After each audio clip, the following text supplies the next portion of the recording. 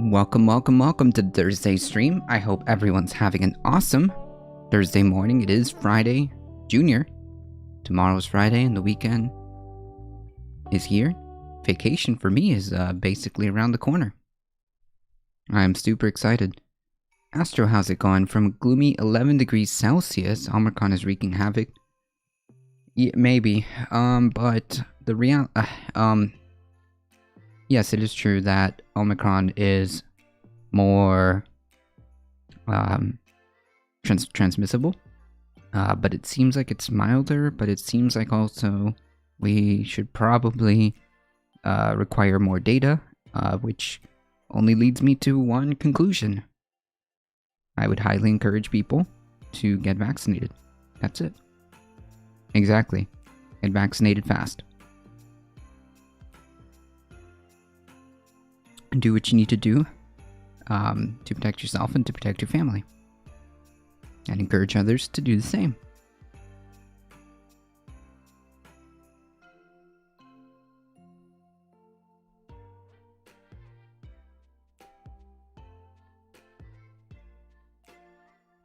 Folks,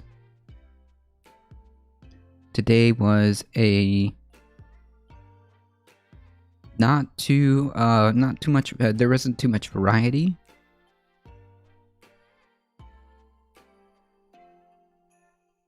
In news today, so allow me just a moment.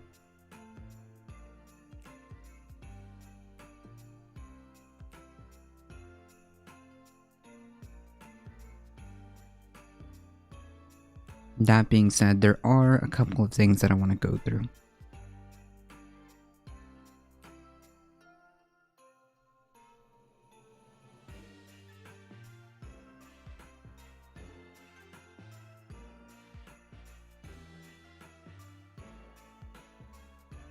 First and foremost,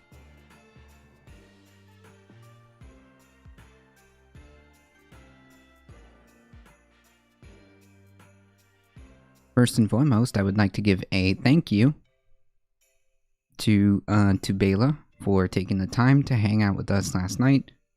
We had a great conversation, which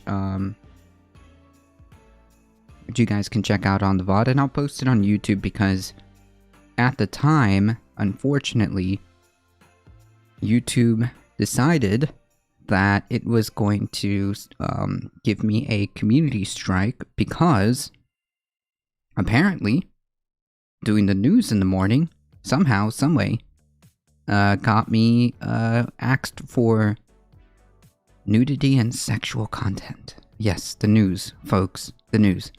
Obviously, I submitted an appeal for manual review, and the good news, hey, how's it going? Kevin, fully vaxxed and boosted here in Michigan. Thank you so much. That's awesome. Howdy, howdy.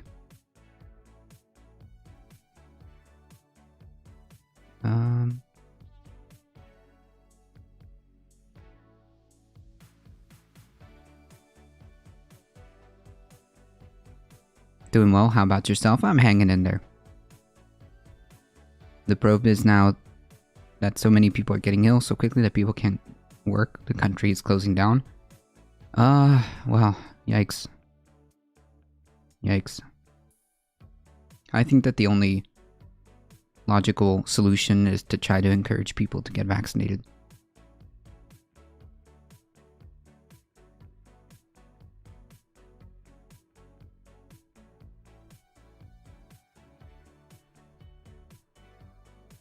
Sent you a follow-up regarding my project. Hope to hear back from you soon. Absolutely. Don't let me forget, because I am really bad about looking at DMs or emails.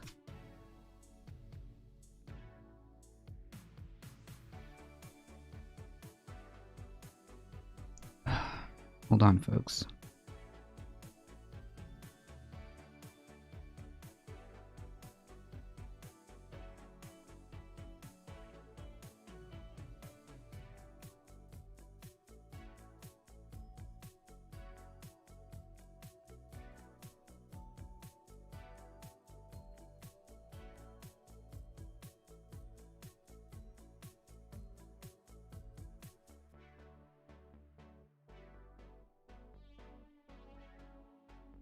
No worries. It's not something I like to do, I get you.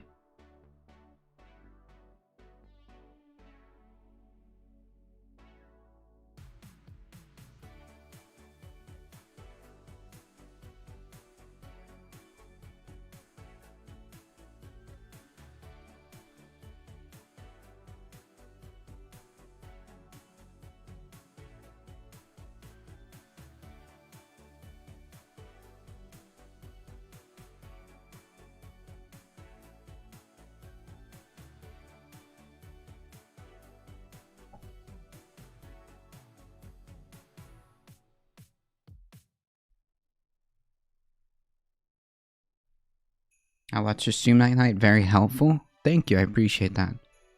I'm just trying to get some stuff going on here for work because I'm having a small issue with this here.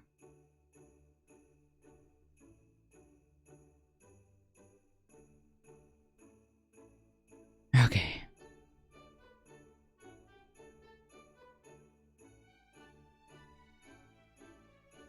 If you folks weren't able to catch it, we had a great conversation with Bela, and we will be posting that on YouTube if you missed it. Maybe I can even do a rerun on one of the vacation days. We will be on vacation Monday. Well, starting the weekend. Starting the weekend, we'll be on vacation until Wednesday. So Monday, Tuesday, and Wednesday, there won't be like a live stream per se. I'm gonna do my best to set up some reruns or pre-done content that can be re-streamed. I'm gonna do some digging and hope I can make that happen for Monday, Tuesday, Wednesday. At the worst case scenario, I may have Monday and Tuesday covered, and then we'll just be back live on Thursday. SnapSoZ, thank you for the follow, appreciate that. Also, folks, if you haven't already, make sure you hit that subscribe on YouTube. It really does help us out. I appreciate it, and I see you.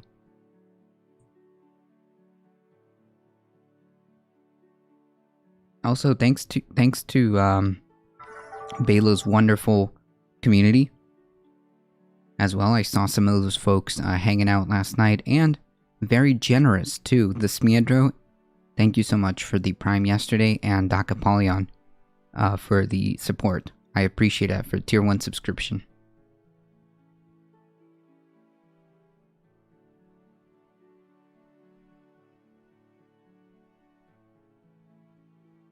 Alright folks, let me get some of these headlines going over here.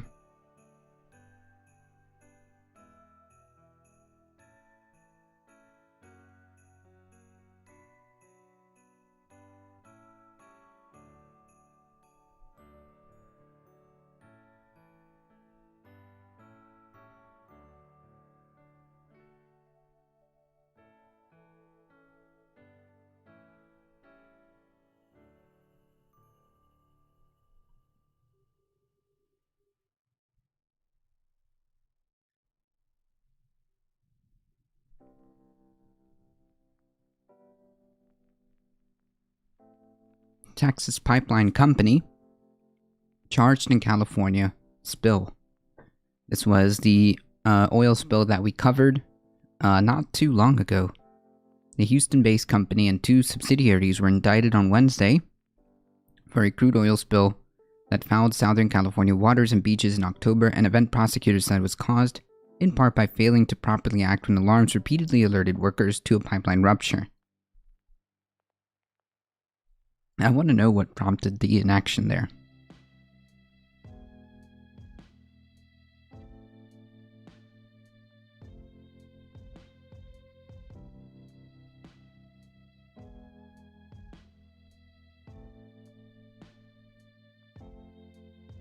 I really want to know what prompted the inaction there because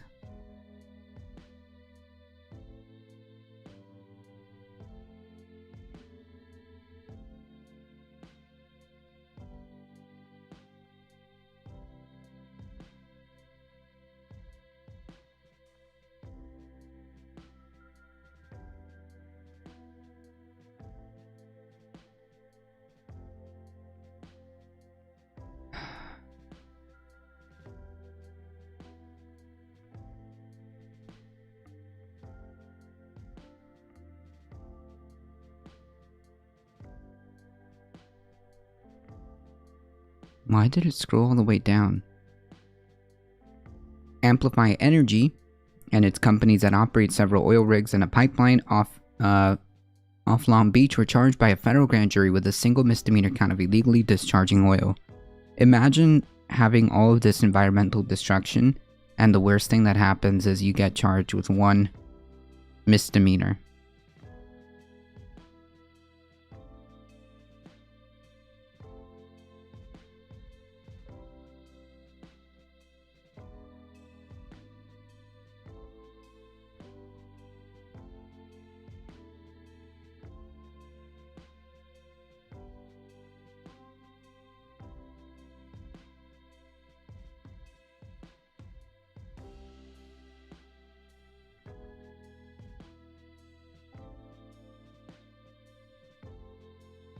Investigators believe that the pipeline was weakened when a cargo ship's anchor snagged it in high winds in January, months before its ultimate rupture in October 1, spilling up to 25,000 gallons, 94,600 liters of crude oil into the ocean. Jesus.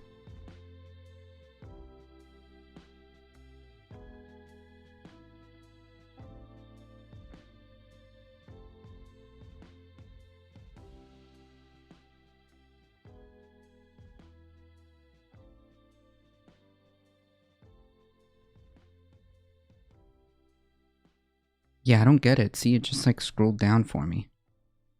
Well, that's okay.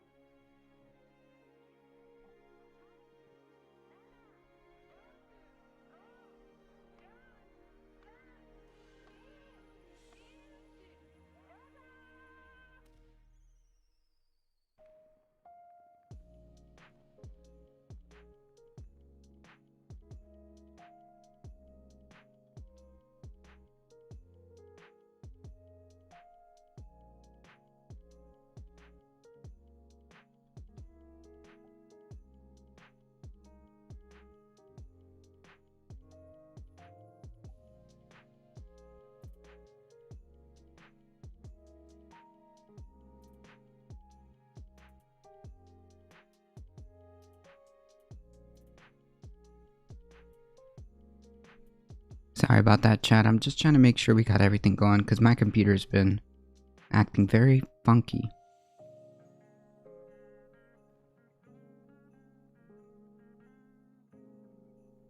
Very strange.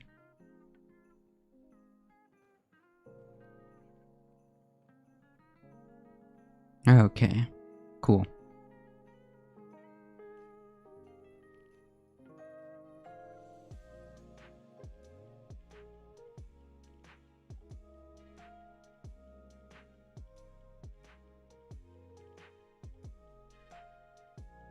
Alright, we got everything going. Poof, that scared me for a second. Alright, let's try this again. I don't know why it scrolled down.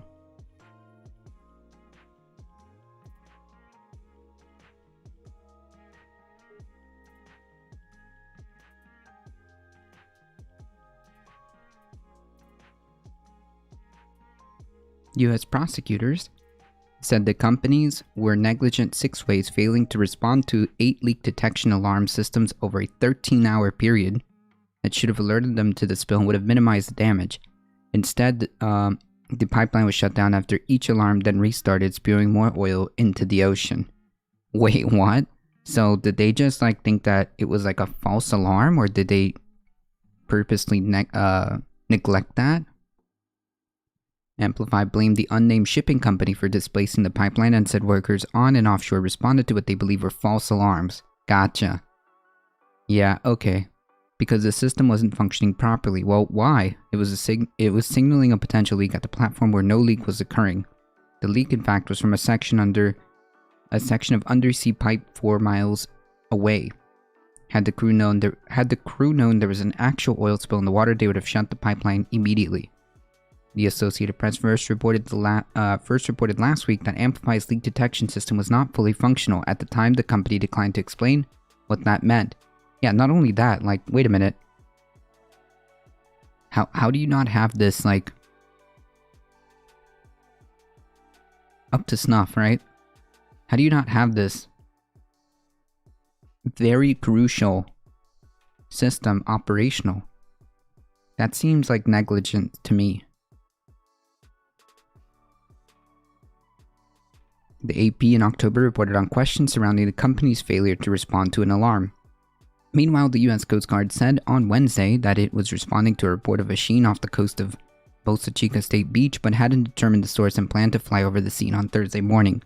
The area is in the same general vicinity as that of the October leak, although the pipeline is currently out of service. In that case, the first pipeline rupture alarm sounded at 4:10 p.m. October 1st, but the leak was not discovered until well after sunrise the next morning and reported about 9 a.m. Citizens on shore called 911 to report the strong smell of crude that first afternoon, and an anchored cargo vessel reported seeing a large sheen on the water before sunset. Jesus. Local authorities who went to looking for the spill October 1st didn't find it. Coast Guard said it was too dark to go out and search for the spill by the time they received a report about it. They went out after sunrise, finding it around the time the company reported it. Convenient. Just days after the spill, Amplify CEO Martin Wilshire had refused to answer any questions at news conference about the timeline surrounding the spill, and a report that an alarm at 2:30 a.m. on October 2nd alerted controllers about a possible spill. He maintained the company didn't learn of the spill until a boat saw a sheen on the water at 8:09 that morning. Yeah. Excuse me if I don't believe a single word from these companies when it comes to environmental stuff. Orange County Supervisor Katrina Foley said the indictment validates the residents who had detected a spill a day earlier and reported it. It's terrible that they basically lied to the community during the press briefings and caused people to believe what they saw with their own eyes or smelled or knew was actually not true. Yeah,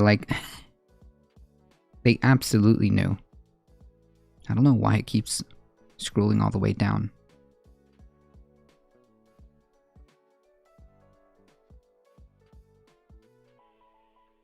What we know now is that the company knew this and the alarms went off like they were supposed to and nobody did anything.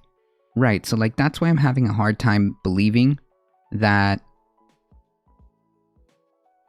they just didn't know, or they were trying to say, well, maybe it was a false alarm.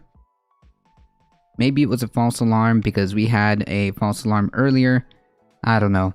It sounds to me like they're just trying to cover themselves.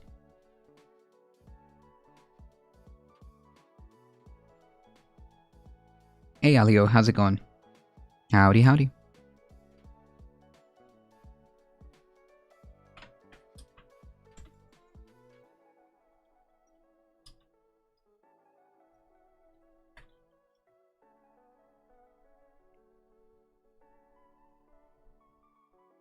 Even after the eighth and final alarm sounded, the pipeline operated for nearly an hour into early morning. Yikes. Pipeline safety advocate Bill Karam said the indictment paints a picture of a reckless company. True.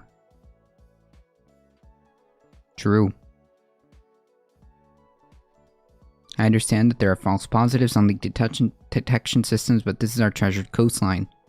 said Karam, director of Bellingham, Washington-based Pipeline Safety Trust. The fact that they kept hitting the snooze button and ignoring alarms, stopping and starting this pipeline, all while leaking oil into the Pacific, is reckless and egregious. True. I mean, like, even if it was a fake or false alarm, the idea that you would just ignore it seems pretty ridiculous on the surface, right? Because, like, the worst thing that could happen... Hey, New Good, how's it going? The worst thing that could happen is you shut down, you make sure everything is good, and then you continue, right? I mean, like, just in this type of scenario. That's literally the worst that can happen. However, that's the best case scenario, right? It's an inconvenience. The best case scenario is that it's an inconvenience. The worst case scenario is you cause an ecological disaster. So, yeah, even if it was a, quote, false alarm, every time that system goes off, you should probably check it. I'm hanging in there, New Good. Actor from the Goldbergs leave after investigation on ABC? What is that?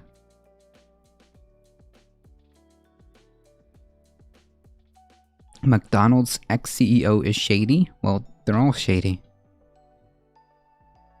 Prosecutors also found that pipeline was understaffed and the crew was fatigued and insufficiently trained in the leak detection system. Jeez.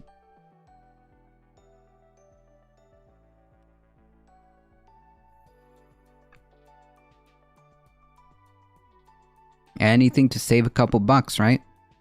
The indictment's description of company personnel as fatigued pointed to a long-standing industry problem, said pipeline expert Ramanan Krishnamurthy with the University of Houston. Fatigue and overworked staff is old and trite and inexcusable. This has been demonstrated over and over again that as being the single most important vulnerability. I'm doing good and I recently left Twitch.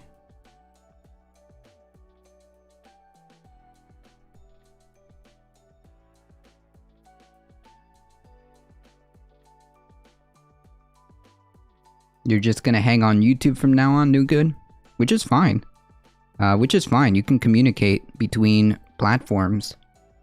It's all together here. I sent both on Twitter.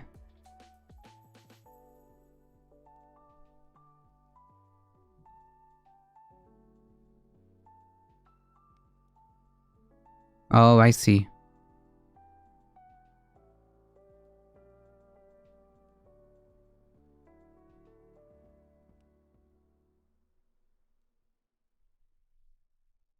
Hello, kitty. Come on, kitty. Come on.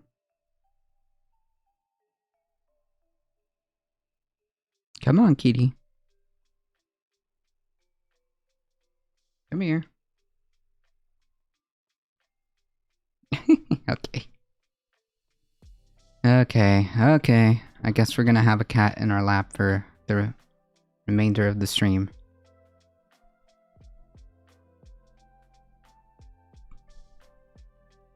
Well, I'm not sure what, I don't watch TV, so I don't know what the Goldbergs are or who that person is.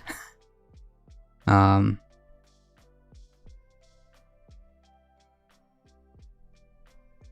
this one is interesting.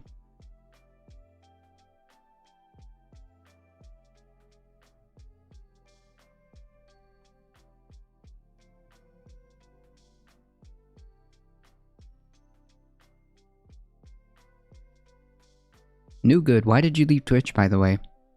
Not that I would blame you necessarily.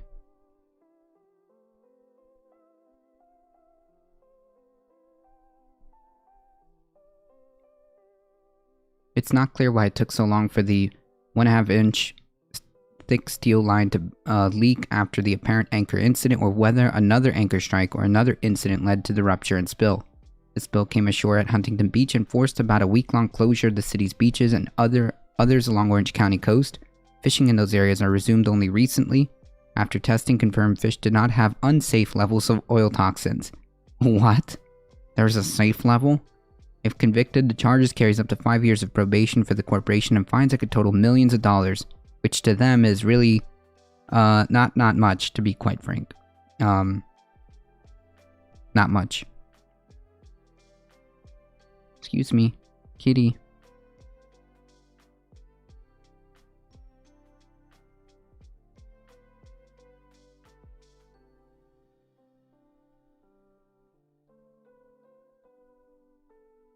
Kitty.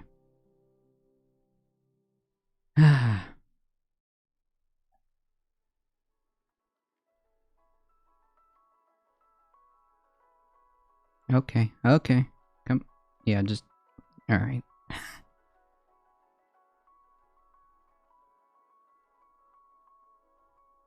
Okay.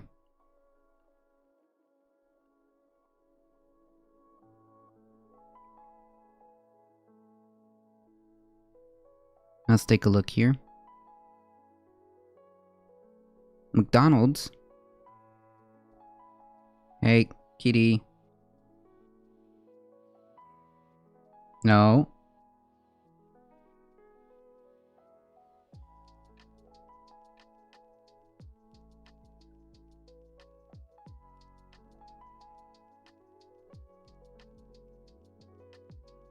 McDonald's announced Thursday it had settled its lawsuit against former CEO Steve Easterbrook, clawing back his severance payment valued at $105 million. The fast food giant first brought a suit against its disgraced ex-chief executive in August of 2020, claiming that he committed fraud and lied during the company's internal probe about his behavior months earlier.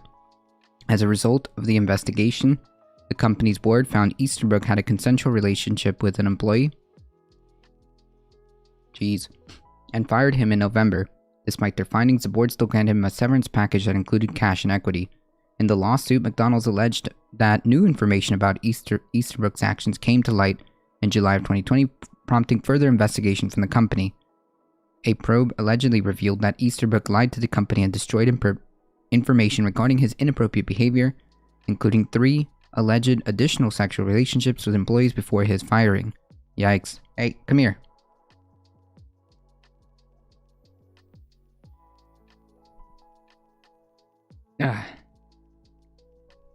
Go on. Go on.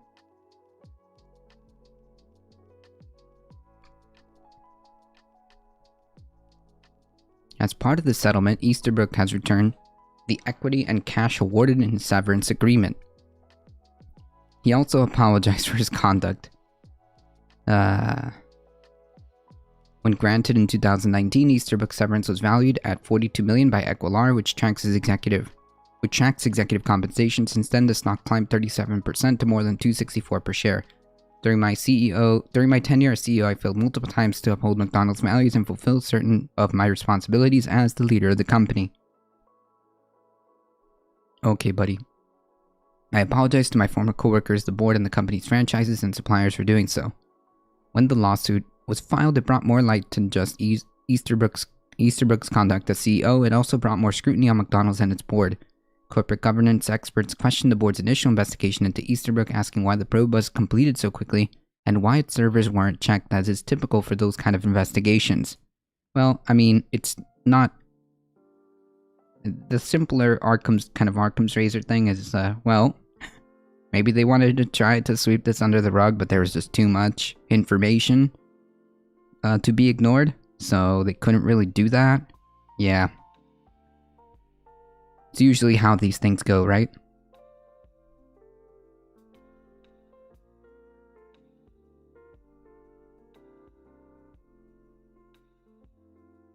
Easterbrook allegedly deleted emails from his phone, but the company didn't check internal servers until new information came to light. Exactly. Usually,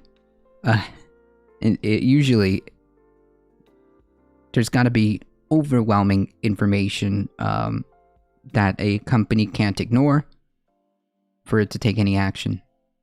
Teamsters Local 237 Additional Security Fund and 2 affiliates have sued the company and the board members, alleging that they breached their fiduciary duty. Shareholders led by CTW Investment Group and New York City Comptroller Scott Stringer campaigned against re-electing 2 of McDonald's board members, although they ultimately failed. Under current CEO Chris Kempczynski, McDonald's has been trying to change their perception of company culture by holding town halls with employees and other stakeholders and instating new company-wide values.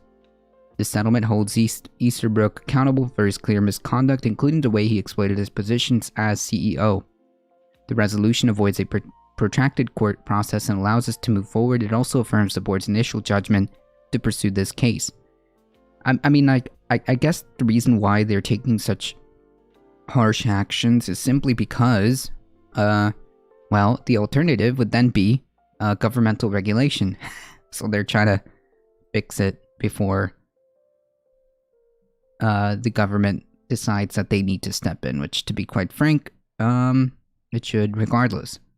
The CEO returning money? Yeah, not by choice, Alio. Not by choice. Not by choice.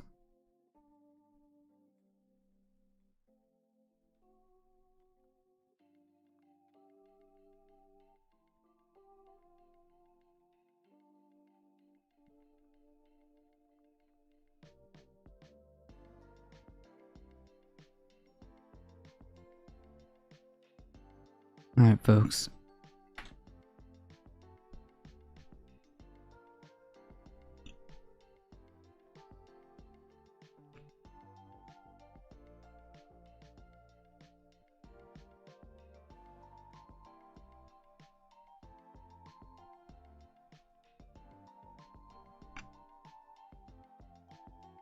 Also,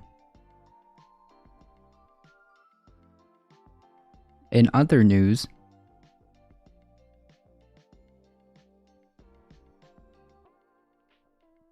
as you probably can see, I got my community strike removed from YouTube because, of course, there was, it turns out, and I know this may be shocking, but it turns out, indeed, there was actually no nudity or sexual content in my stream the other day. I know. Shocking.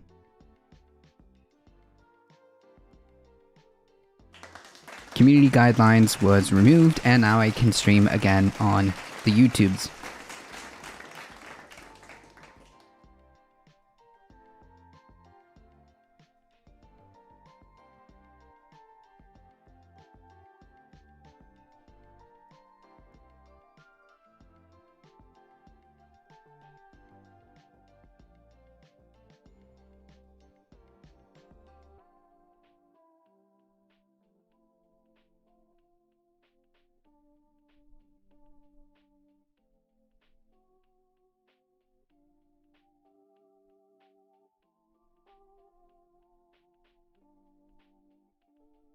In other words, no more random rants against YouTube until further notice.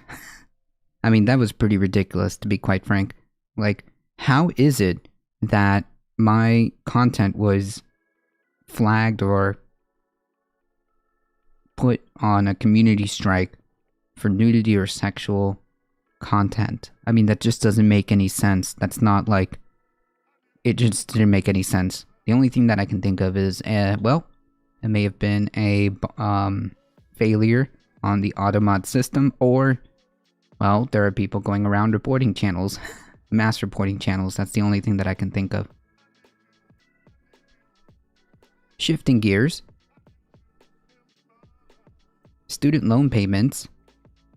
Remember those? Remember how we were supposed to get relief on that? Well,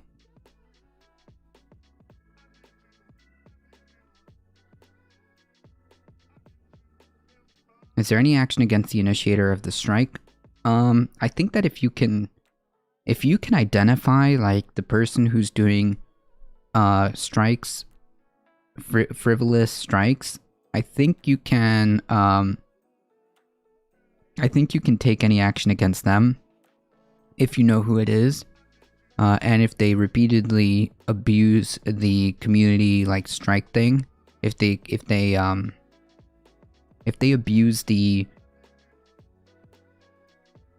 report system of YouTube, then yeah, they could.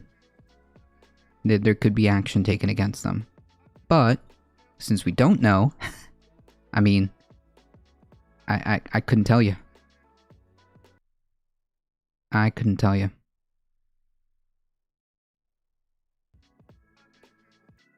But yeah, you can't abuse the reporting system from YouTube. Supposedly, right? Supposedly.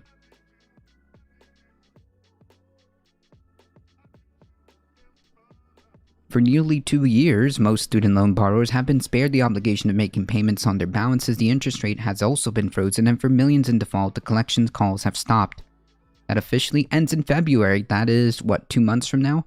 As President Joe Biden's administration had promised, the payment process will restart for 41 million Americans in the month of February, the White House Press Secretary Jen Psaki said last week during a press briefing. More details on how the restart will work will be released in the coming weeks, the Department of Education said on Wednesday. Some borrowers had been hoping for the pause on payments would be extended. There is precedent. Both President Trump and Biden's administration have previously extended the moratorium weeks before payments were expected to resume. Indeed, as recently as Wednesday, top progressive Democrats asked Biden to issue another extension, citing the economy and uncertainty around the Omicron variant of the COVID virus. But the administration has long broadcast its plans to resume payments on February 1. A smooth transition into repayment remains a high priority for the administration. I remember a certain piece of your platform being student loan debt relief. I believe, and chat can correct me if I'm wrong, I believe that was kind of like a piece of the, a part of your platform. I thought that this was like part of the deal, part of why people elected Democrats into the Senate.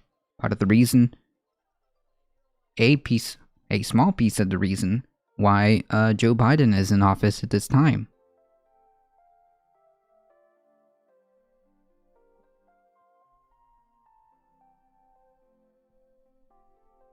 While payments were paused, the nation's $1.7 trillion student loan portfolio kept growing. Progressive lawmakers have been pushing Biden to use his executive power to forgive student loan en masse. Critics of loan forgiveness, however, say such a move could be a one-time solution and disproportionately benefit those with higher wages and loan balances. I mean, I guess. Maybe. Does that make it, like,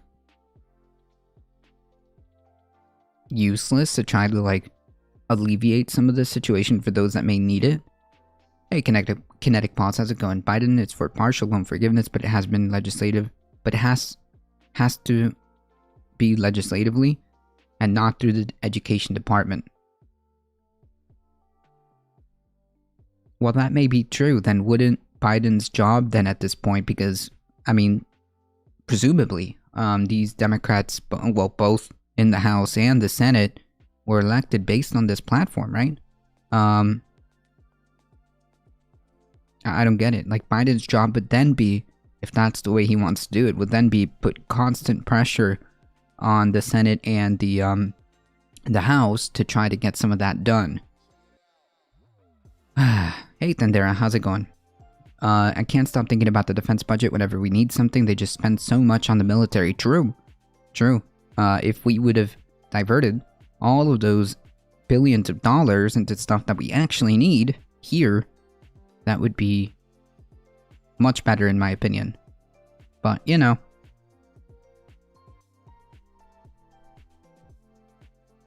And, like, it's one thing if, like, man, it's one thing if you just want to keep the military budget as it was, and it's another thing to literally tell us, to literally give us the excuse that something like a universal college program, paid family leave, extension of the child tax credits cost too much, and then tell us that we need to increase the military's spending or allocation for the military to the tune of what, 80 billion? To the tune of 80 billion? Like, how do you square that circle to the American people, right? How do you square that circle to the American people, where you simultaneously tell them that things that could objectively improve their lives, help the economy as well, we just don't have money. But for the military, Here you go, extra 80 billion. No questions asked. No questions asked whatsoever. No meetings, no negotiations behind the scenes, no stalling tactics to say, wait a minute, whoa, are we overspending? What about the deficit? There's never any of those type of questions when it comes to the expansion of the military budget. That's just like beyond ridiculous to me.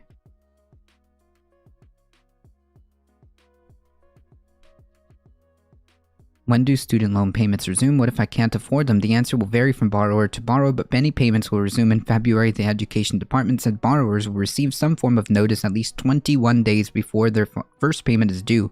Borrowers can also contact their loan servicer for the exact date their payments restart. For those seeking relief from their student loan payments, for instance, because they don't think they can afford them, will likely have to rely on one of the government's income-based repayment programs. The federal government already has started informing borrowers about income-based repayment programs available to them. Those are actually not that bad. However, I think that a better way of going about it would probably be to slice that student loan debt off the top, right? I say we cut down on our military spending. Defense contractors' profits aren't our responsibility. True. I mean, like, we spend way too much on the military, like unfathomably too much. If you want to spend on healthcare, education, just do it. There isn't some pie that gets divided up. The U.S. government has a flat currency with the exorbitant privilege. Yeah, exactly. Like, the idea that some of these usually conservative or usually folks like the Rand Pauls, right? The Rand Pauls of the world, of the Congress, act as if the U.S. government is like a regular civilian budget, right? Where you have to make sure that you have your pennies counted, and those pennies have to be diverted to whatever expenditures, XYZ. But that's not really how that works necessarily, right? It's all one big meme. The deficit is a meme. Debt ceiling is a meme. All of this. It's just political. It's just used as a political football to use to use that term, right?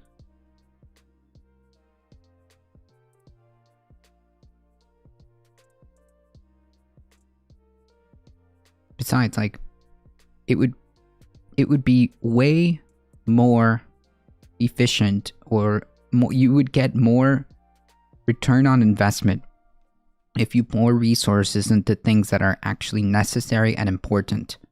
An example, like Kinetic Pause just said, would be spending on healthcare, spending on education, spending on revamping infrastructure that could be done in a renewable fashion, right? All of these things provide a return on investment. They make things better. They have a net positive.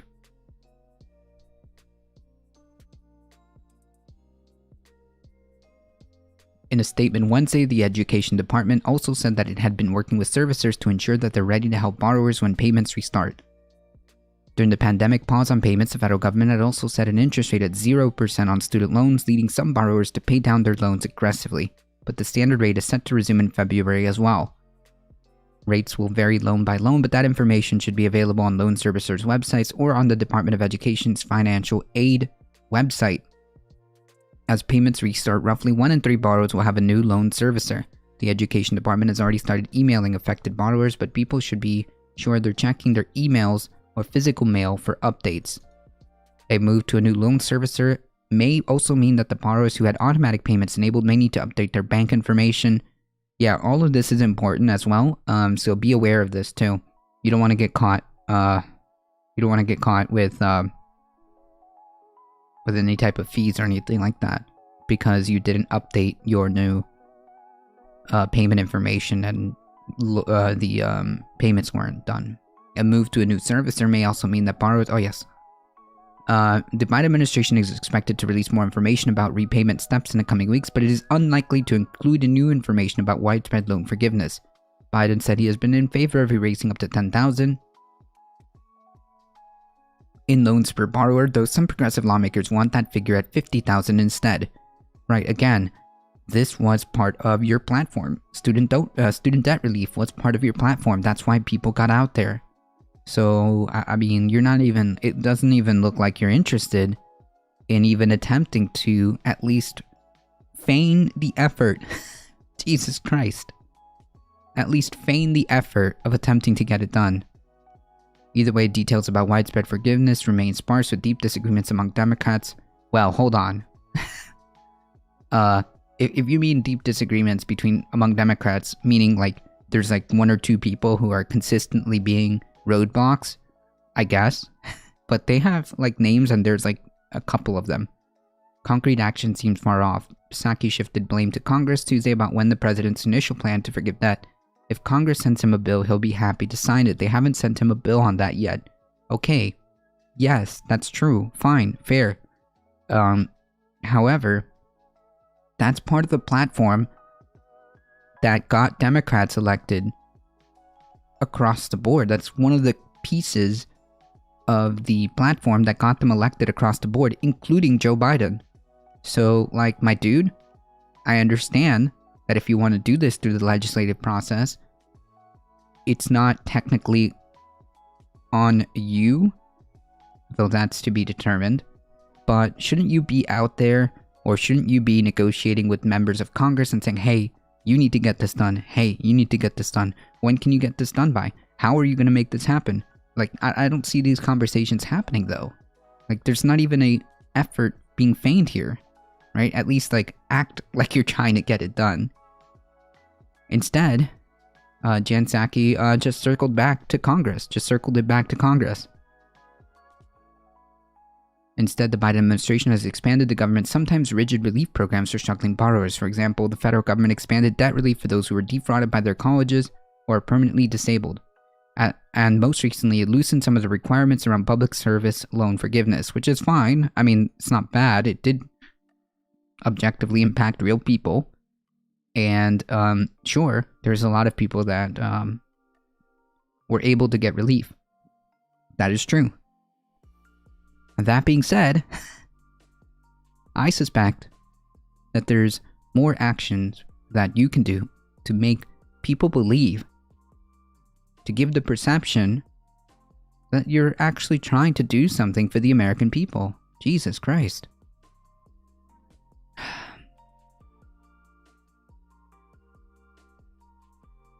Thousands of borrowers had applied for forgiveness through the program, but most had been turned away. The federal government estimated its changes would allow more than 500,000 borrowers to have their debts erased more quickly, and that tens of thousands of borrowers would receive immediate relief.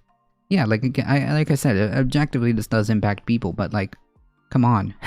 Borrowers who think they may be eligible for public loan service forgiveness under the administration's new rules have until October of 2022 to apply for the inclusion on the program. So if that is you, make sure you check that out, okay? Make sure you check that out.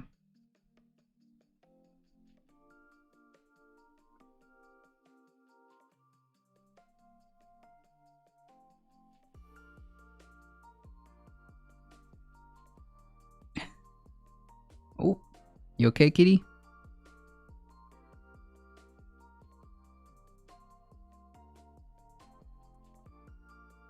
Okay. She's like trying to get up on her cat condo and like, I guess forgot how to get up there.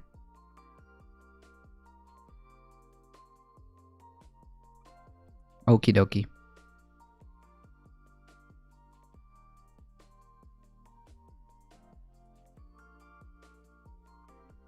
Hey.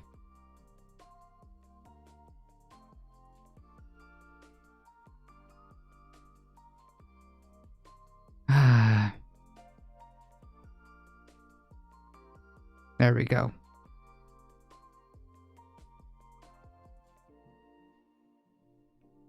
Survivors of the Kentucky candle factory collapse are suing the company.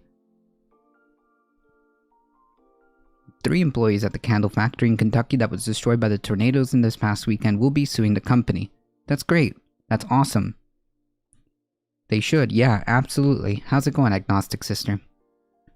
We have identified 6 causes of action before, during, and after the tornado at the Mayfield Consumer Products Plant. DC-based attorney Amos Jones told the newspaper we will be filing formally very soon. Jones did not specify what the cause of the actions are. Well, I mean, gross negligence for one. It's just completely ridiculous that this is even a story, right? This is completely ridiculous that this is even a story. A company was so negligent that it told its employees to stay during obvious catastrophic incoming weather, and and when the tornadoes hit, well, completely destroyed the factory, and now there are workers dead. At least 8 of the 110 employees at the factory have been confirmed dead, with the company saying it's still verifying how many surviving employees have been accounted for. Since the factory's collapse, multiple workers have come forward saying they were not permitted to leave the factory, even as weather conditions worsened and tornado sirens blared. Managers reportedly threatened to fire them if they went home. That's just ridiculous. This right here is ridiculous. Like, this should have never been. Okay? I mean, like, if you have multiple sirens, multiple alerts that are telling you there's heavy or catastrophic weather, inclement weather coming, you do not have the right to hold these employees essentially hostage, coercing them to stay against their will. I mean, like, this shouldn't even be a thing. But hey, people need their scented candles. Yeah. Absolutely. But we were talking about this the other day. It's like, well, what exactly is the impetus here? What exactly is the reasoning here? Because if it is true that there is inclement or catastrophic weather coming, and it hits your factory, then you're not going to have a factory, okay? It's gone. It's going to be gone anyways. What exactly is the reasoning for keeping people there just an hour more, just a 2 hours more, just an extra last bit of that shift? Like, what exactly is the profit incentive? Because, like, all of that is going to be just gone anyways. I mean, like, are you just, like, game theorying it out that maybe that one-off, you're rolling the dice to see if the tornado or whatever bad weather coming just doesn't hit? And then you score extra profit and extra W. You're rolling the dice for 1 day's worth of profit is what you're doing. You're waging that bet against people's lives.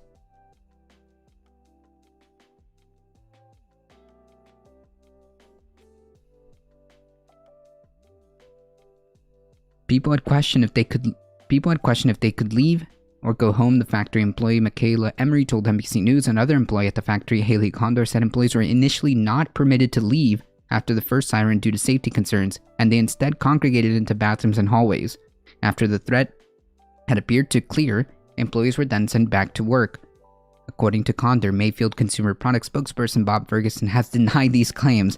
Yeah, excuse me if I don't trust a single word from a corporation attempting to cover its ass. It's completely untrue. Really? Really? We've had policy in place since COVID began. Employees can leave at any time they want to leave and can come back the next day. Really? That's very weird, because it's not just like one disgruntled employee. It seems to be the consensus that managers and supervisors were threatening to fire folks who left. So it may be true that you had a policy in place, but that means nothing if it's not enforced. Like, I could say, you know, I have a rule in this channel that nobody can say the word blue. I have a very strict and very zero tolerance policy for the word blue. But then people keep spamming the word blue and I don't do anything about it. And then, let's say saying the word blue is against terms of service, and then I get axed for violating terms of service. I can't just say, well, on my stream, I had a 0 tolerance for the word blue. Like, okay, sure, whatever. When asked about the potential lawsuit on Wednesday by the Courier Journal, Ferguson said, "We understand we live in a very litigious world and are not surprised that profit-seeking litigators are already poring over this area." Ah, yes. Yes, you know, the folks, the families and co-workers of the 8 dead people are just profit-seeking. Yeah, nice. Nice meme. Very nice meme. Unbelievable.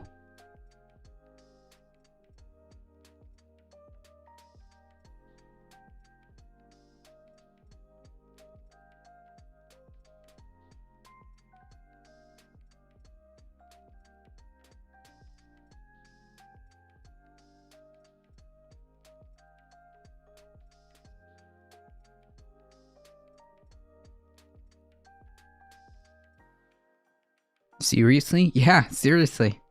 Apparently, the families of the 8 dead workers and the rest of the co-workers are apparently the only thing that they care about, which is really weird. That's kind of like a would it be fair to say like projection? Attempting to call them profit-seeking litigators? In other words, oh, they're just coming after our they're just coming after us because they want money. Really? Really? Corporate greed calling others greedy? Yeah, that's pretty rich, isn't it?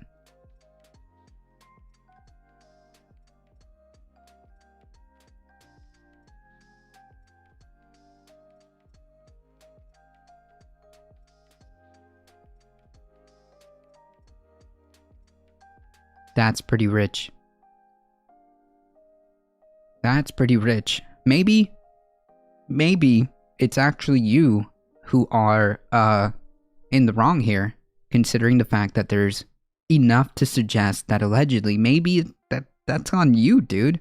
Maybe you are the ones who are forcing people to stay there to roll the dice, to game theory it out and roll the dice against a day's worth of profit.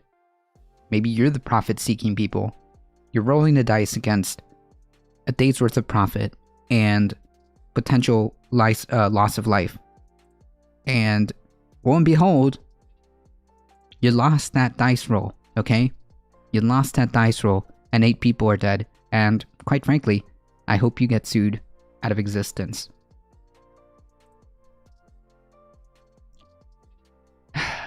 The Hill has reached out to Jones and Mayfield Consumer Products for comments. Earlier this week, the OSHA announced it was launching a probe into another facility that was affected by tornadoes in Illinois. 6 people, I believe this is, the Amazon one? 6 people are confirmed to have died at the Amazon facility in Evansville, Illinois. Amazon has asserted that the facility had little time to prepare for the tornado and that the on-site team moved immediately upon learning of the threat to ensure that workers went to designated shelter-in-place locations. Yeah, okay. Sorry. I don't believe you. I just don't believe you.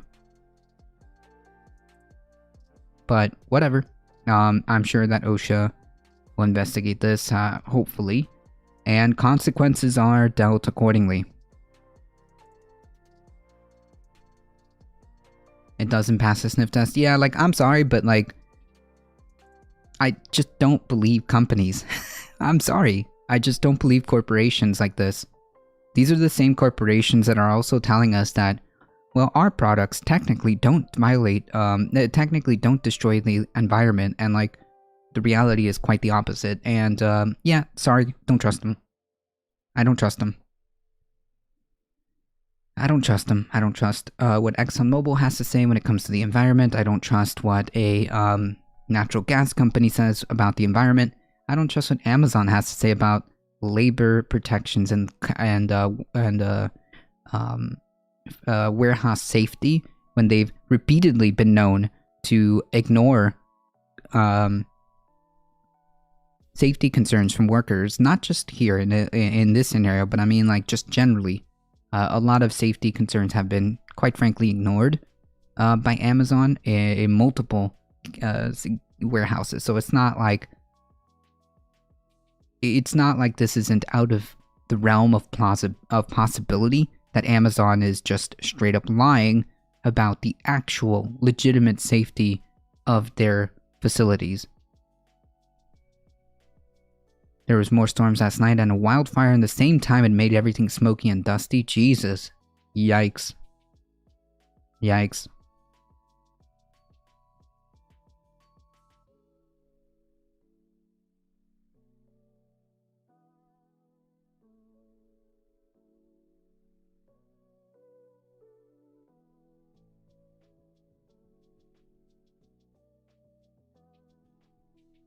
But yeah, climate change isn't a thing. Yeah, we were talking about that with Bela yesterday. We had great conversation. The reality is the situation is not good, but we've got to do what we can within the time that we have, within the tools that we have. Tornado warnings with the sky looking like California did with the wildfires. Jeez, yikes. Yikes.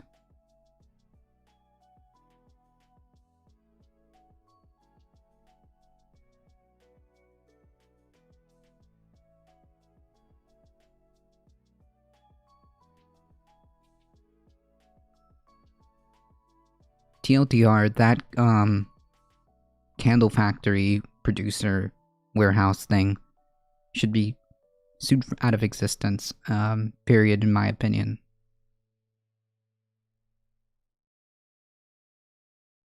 $100 miles per hour winds, jeez.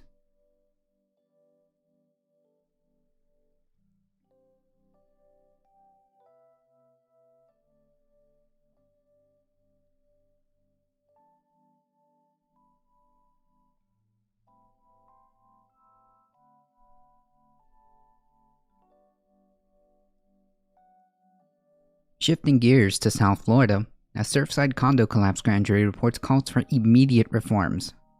Right. As you guys remembered, there was a massive, a tragic, collapse in South Florida. And there's been multiple investigations and, well, so far, this is where we're at.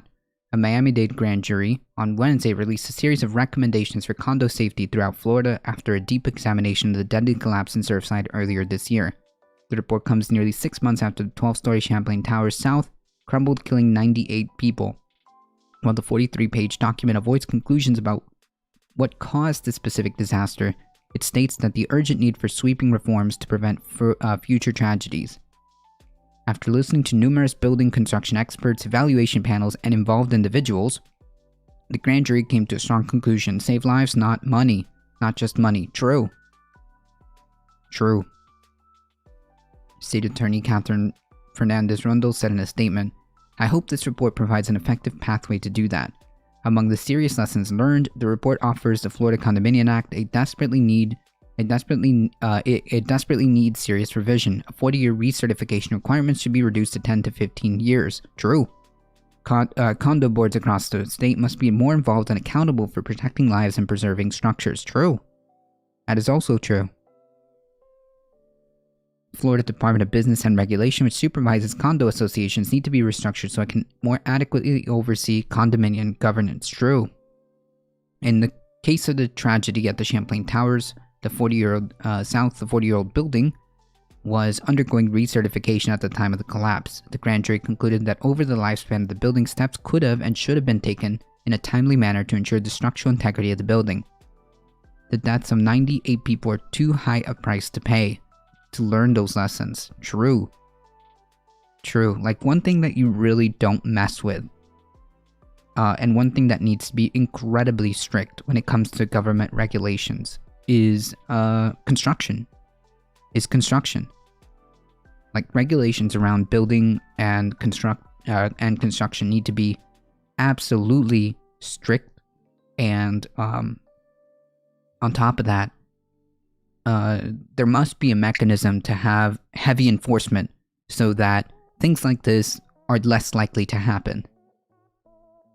Miami-Dade County Mayor Daniela Levine Cava responded to the report, saying her office is committed to getting answers and accountability for the victims of the unthinkable tragedy in Surfside. Levine Cava noted that an overlap between the grand jury's recommendations and several the county is currently working on with policymakers to implement.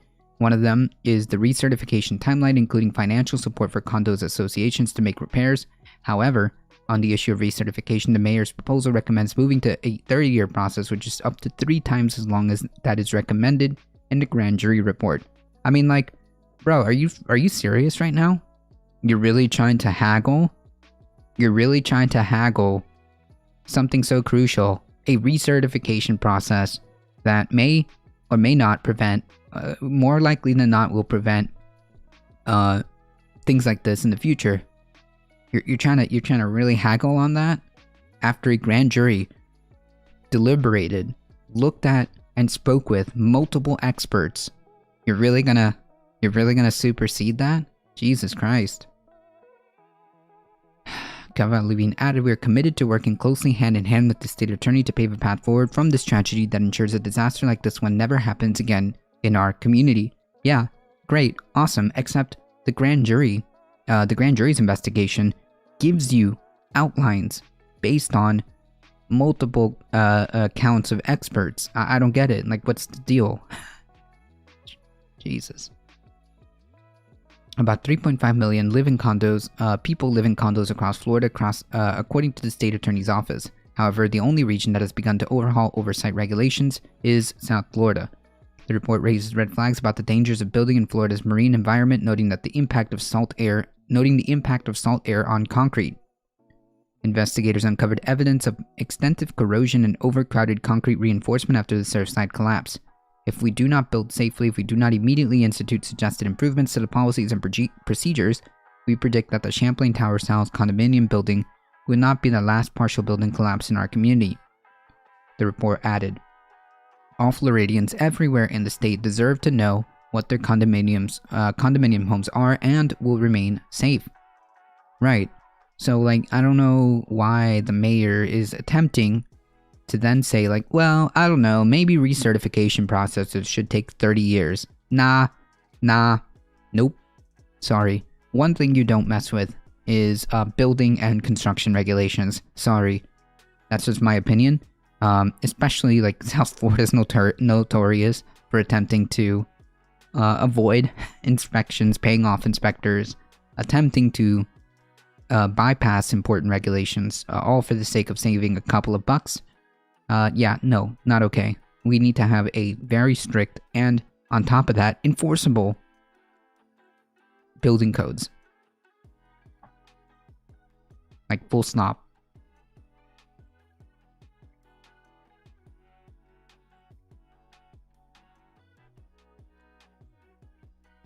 At the risk of human lives. Yeah, like I said, this is the same concept, right? The same concept. These people, these developers and contractors here are rolling the dice, essentially, are game theorying out, saving a couple of bucks, and rolling or hedging bets against, like, something like a collapse happening in the future, right?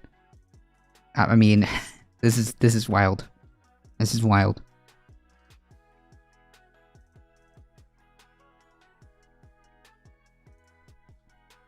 And sometimes it's even the homeowners in these condos who are hedging their own bets against themselves, saying that, well, we don't want prices to go up. We don't want to spend the money to ensure our own homes are safe because it costs money. Wild. Such a wild concept to me.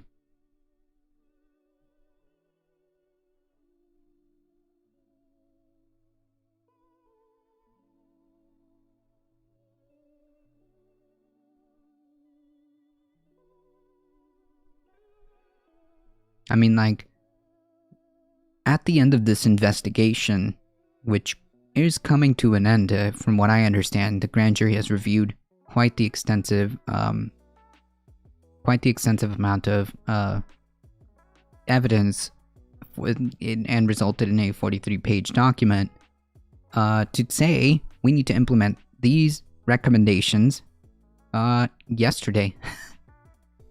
Like, this isn't that hard. Like, I don't understand why why the government here in Miami Beach, I think, why the government would even bat an eye at it. I mean, like, what exactly, where exactly is the problem here? You got the recommendations from a grand jury who spent quite amount of time making this report, gathering and listening to experts. Like, where's the problem here? Where are we having the disconnect?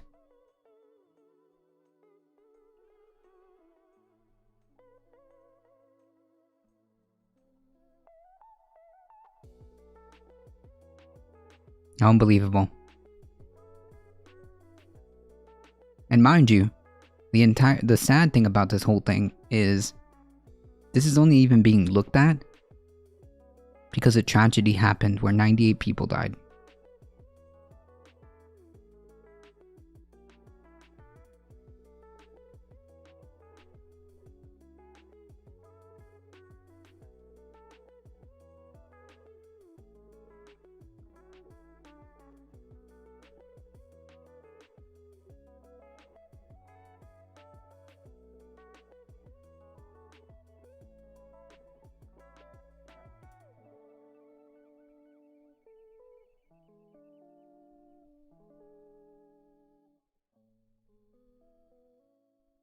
Alright, folks, moving on.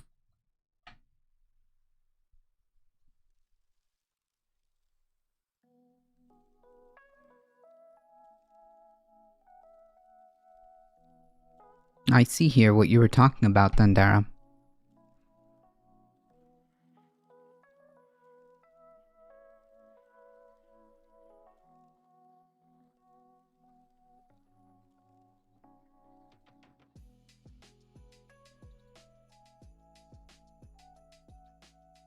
That is unbelievable to me. One person has died as a powerful storm system swept across the Great Plains and Midwest amid unseasonably warm temperatures, bringing hurricane-force wind gusts and spawning reported tornadoes in Nebraska, Iowa, and Minnesota in a weather outbreak experts described as extremely unusual for December. Well, I don't know if this is necessarily unusual.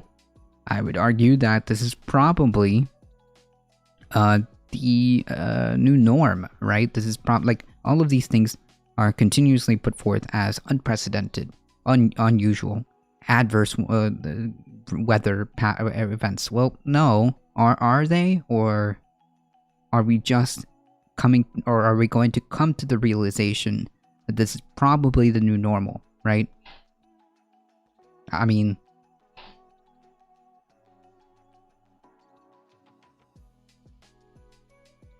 a semi-trailer struck by high winds rolled onto its side in southbound US Highway 151 in eastern Iowa Wednesday evening as severe weather moved through the area, killing the driver. Yikes. A tornado was reported in southern Minnesota and on Wednesday, and if confirmed, would be the state's first ever in December. The smallest community of Heartland, Minnesota might have been the hardest hit, with a report that 35 to 40 homes sustaining minor damage, while a few businesses were severely damaged. Several barns were down and roofs were blown off some sheds. The winds knocked down trees, tree limbs, and nearly 150 power lines in north and eastern Michigan's lower peninsula. In western Michigan, village of Fruitport, high winds peeled back a portion of Edgewood Elementary School roof, leading to officials to close all the district schools on Thursday.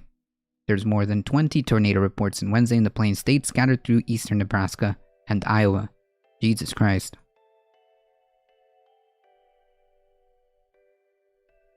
To have this number of damaging winds, windstorms at one time would be unusual any time of year, but to have this to happen in December is really abnormal. Okay.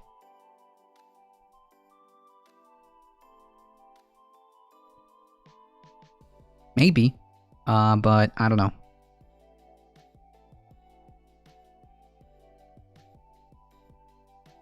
seems to me like the new normal, not necessarily abnormal.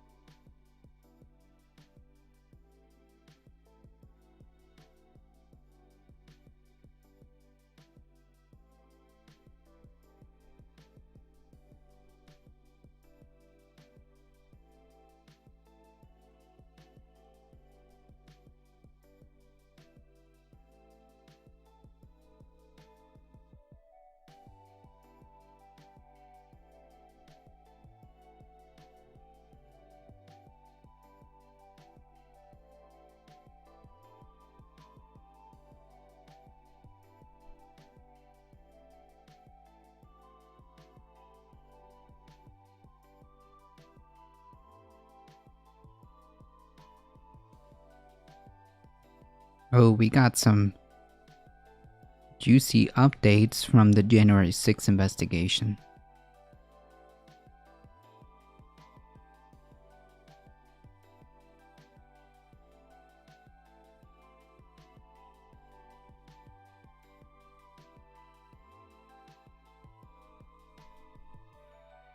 President Manchin tanks Democrats' hopes of passing Biden's big bill by Christmas with last-minute demands to cut the child tax credit.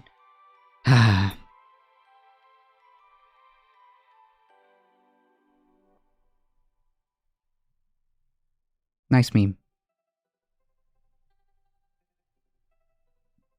Nice meme. President Joe Manchin of West Virginia all but sank the Democratic goal of approving a centerpiece of the President Biden's agenda by Christmas, pushing last-minute changes to the child tax credit and structure of the cash benefit. Manchin has been locked in negotiations with Biden on his $2 trillion social and climate spending bill, which at this point, okay. A key part of the legislation is a one-year extension of the child tax credit, which provides families up to $300 per kid a month. It's scheduled to expire at the end of the year, and IRS issued final payments to 35 million families on Wednesday. CNN's Manu Raju reported that the West Virginia Democrat backed slashing the benefit from legislation entirely, but Manchin later denounced the reports as BS. Well, is it? Senator Manchin is not telling the president what to include or not include, but then why are you in negotiations? A person familiar with his thinking told the Insider. He also made it clear that the cost should not be greater than $1.7 trillion. Over 10 years, the credit would cost about $1.4 trillion. Well, this 1.7 would be over 10 years. How is it all of that is something's not adding up here. All 50 members of the Senate's Democratic caucus, including Manchin, must stay united to approve the bill in an evenly divided Senate chamber. Without Manchin's vote, Senate Democrats can't move ahead and sidestep Republican opposition to approve the sprawling measure. Some Democratic senators who shepherded the provision said they felt blindsided by Manchin. I'm very, very surprised because I thought that there was an agreement on this, Senator Michael Bennet, an architect of the program. Well, apparently not. I'm very surprised because I thought there was an agreement on this. Senator Ron Wyden of Oregon, the chair of the Senate Finance Committee, later said that he'd been contacted by several Democratic senators about drafting a last-minute extension to continuing the program on to next year. Those lawmakers have asked about the possibility of going forward with a separate fix just on the child tax credit if Build Back Better is put off to the beginning of January. Holy yikes.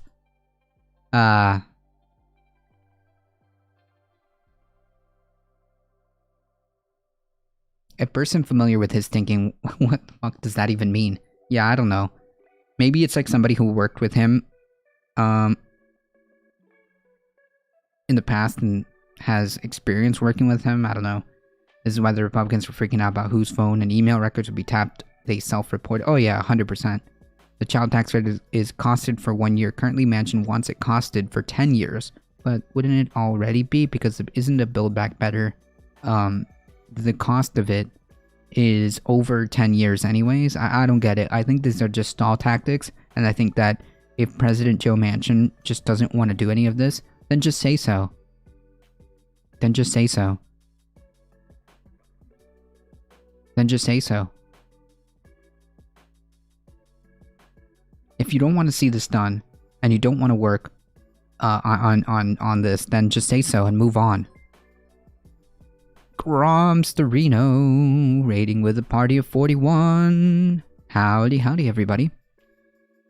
The BBB is dead. We'll never see it happen. I don't know if it's dead necessarily. The problem I'm having here is what will end up being, what will end up coming out of the BBB, which unfortunately seems to me like a underwhelming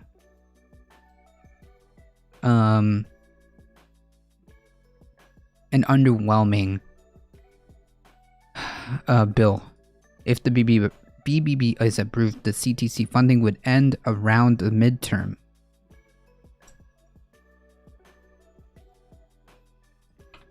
I see.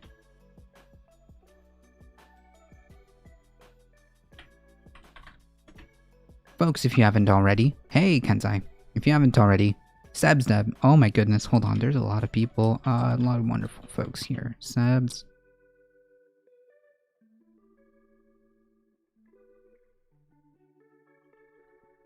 Folks, if you see anybody with a little diamond, howdy howdy. If you see anybody with a little diamond, make sure you show them some support. Thank you so much, Grom. Please go check out twitch.tv/GromSereno if you haven't already. Please check out twitch.tv/Sebsdeb. Bob Dragon, how's it going? Certainly underwhelming compared to what was promised. I saw it was straight up shelved. Yes, it looks like it, which is incredibly frustrating. And it looks like what we're heading to is probably the most underwhelming of underwhelming bills, and then it's going to be touted as some giant W. But the problem is people aren't going to see it as such, and energy is going to be completely depressed, and that's it. GG, everybody. Dems are too ashamed to deal with their do-nothing bill during the giving season of Xmas. Among other things. Then they should focus, if this is the case, Kinetic Pause, then they should focus and get it done, because this is a crucial measure that I believe is very good and has very real effects on people, and would be a rally call to try to get people out there and try to get people energized. But unfortunately, we are seeing the usual. I don't know what else to say. Those lawmakers have asked about the possibility of going forward with the separate fix. Just on the child tax credit, if Build Back Better is put off until the beginning of January. Yeah, and then like they'll say, well, I don't know. President Joe Manchin will come up with another excuse, and then we're now getting closer and closer to the midterms, and then by the time they get something done, okay. For that measure to succeed, it would require 10 Republicans in the Senate to lend their support to avert a filibuster.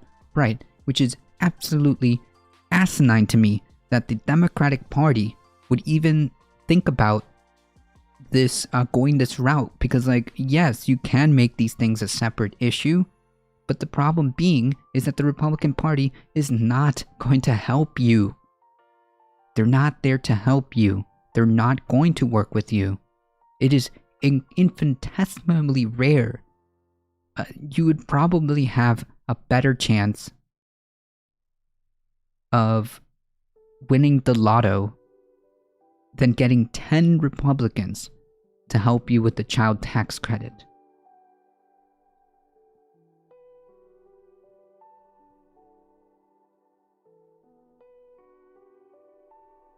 I think they're going to rely on the public January 6 hearings to get out the midterm vote. Yeah, but that's not good enough. That's just unacceptable. In terms of like a political strategy, that's just unacceptable. That's not going to work. Or at least it's not going to have the effect that they think it will have. Like if your big plan is to say, well, we're not Republicans and look how bad they are, that's not good enough. That ain't it. Manchin straight up said he was going to put it off till next year, and that's what they're doing. Yeah, it seems like it. Actually, I think I have this one here. Above Dragon. Yeah.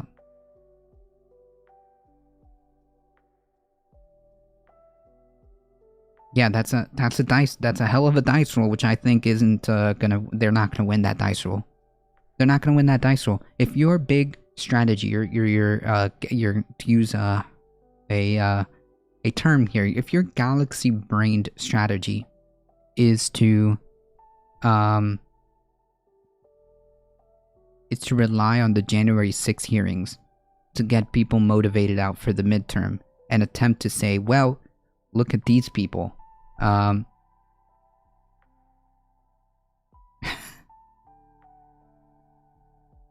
not gonna work. That's not good enough. They've got another thing coming. They're gonna get swept.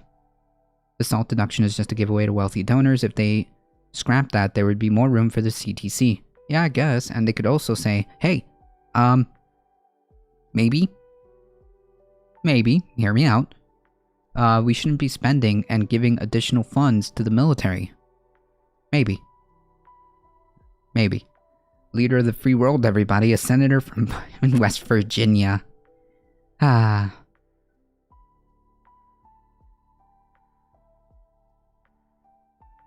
I've heard the argument that, like, well, there's 50 other Republicans. Why aren't we going after them? It's their fault. Yeah, it is their fault too. It is their fault because it would only take 2 for them to get any of this done. But they're not going to do it. They're not interested in that.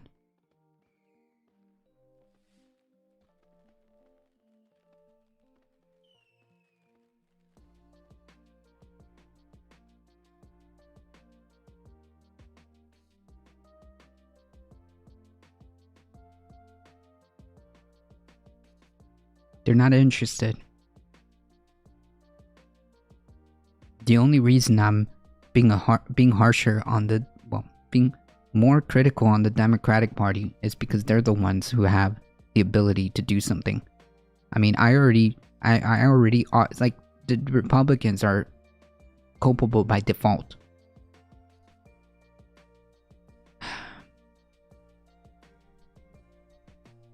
For that measure to succeed, it would require 10 Republicans in the Senate to lend their support to avert a filibuster. Lamau. It didn't appear likely that many Senate Republicans would join Democrats, though some kept the door open depending on the finer details. Okay, but like, a couple isn't enough. You're not going to get 10 Republicans. I think that's a much superior way of giving it. Senator Bill Cassidy of Louisiana told The Insider about monthly checks to families. He added that he wanted to see more details from Democrats such as payment amount before making up his mind. Go Pastek. Rating with a party of 4. Thank you so much. I appreciate that. Welcome, everybody.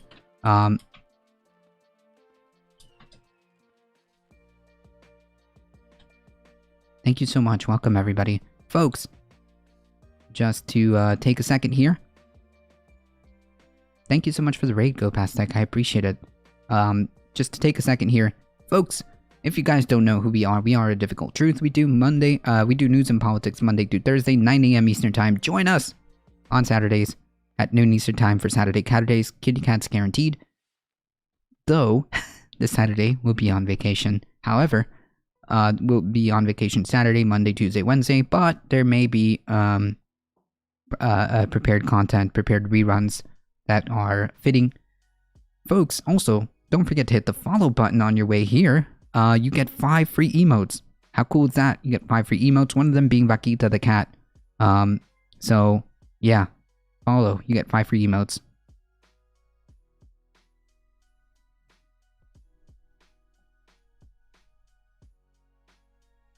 Yeah, you don't gotta ask twice. True. And one of them is a kitty cat emote. A few miles away for the America Fest thing. For Turning Point USA, I don't know whether to go out and document this shit and be involved or be kind to my own mental health and just not engage. I think I have an obligation to at least be there. I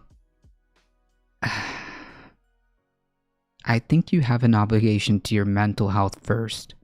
Depending on how you're feeling, Bob Dragon. Depending on how you're feeling.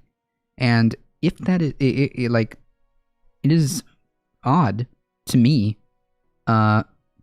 that someone who, remember, claimed that, they didn't want to be, quote, famous is going around doing interviews and stuff like that with,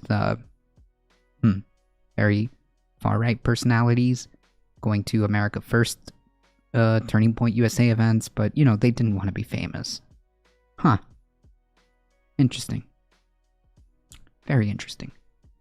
I think there may be some preliminary conversations in that vein, and we'll see how they unfold. Other Democrats are skeptical about the prospect of Senate Republicans joining Democrats to extend the benefit. I wouldn't hold my breath, said Bernie Sanders.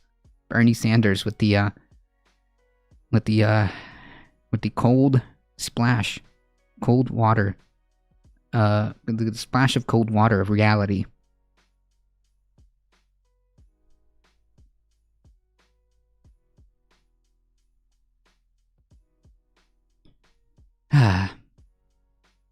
To piggyback off that, yeah, you got the vaquita emote, there you go. Talks between Manchin and Biden at standstill as BBB likely stalled until next year. Build back never, folks, it seems. Or, at least, if it happens, it will be very, very underwhelming. I mean, like, how is it possible that the Democratic Party is this incompetent, is this incapable of doing something so simple for the American people? How is it possible that we're failing on all of these levels? This is just asinine to me. It's just like, it's not computing. Senate Democrats are expected to punt considerations of the cornerstone element of President Biden's agenda, which, by the way, was one of the pieces as to why they were elected in the first place.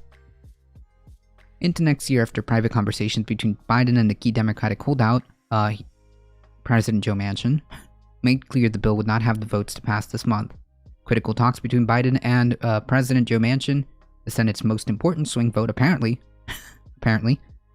over how to pass a $1.7 trillion economic and climate package, which is really weird. They keep using these terms. Economic and climate package. There's a lot lacking on both. It seems to me like they're lacking on both ends. I don't know. Critical talks, yes. How to pass a $1.7 trillion economic and climate package remain far from any resolution on a series of issues according to multiple sources with knowledge of the discussions. The impasse, even as talks are expected to continue, marks a clear sign that Democrats will be forced to delay a Senate vote until 2022, despite an effort by leadership to approve the bill before Christmas. Jesus. A source briefed on the conversation tells CNN that talks between Manchin and Biden over the bill, known as the BBB, are very far apart, given the state of the talk between the influential conservative senator and the Biden and the president. Sources familiar with the matter say Senator Chuck Schumer is very likely to punt the bill into 2022. Nice. Great. Cool. Nice. One of the most pivotal issues holding up the progress is the child tax credit, a major Democratic priority that delivers aid to families and is key to the Biden administration's effort to reduce child poverty. I don't get this. I really don't. Garland seems to loathe to offend the GOP. Or at least have common goal of making sure that the average voter is as confused as possible. Yeah, at this point it seems like the theory that they're actually trying to help Republicans win seems more and more legit.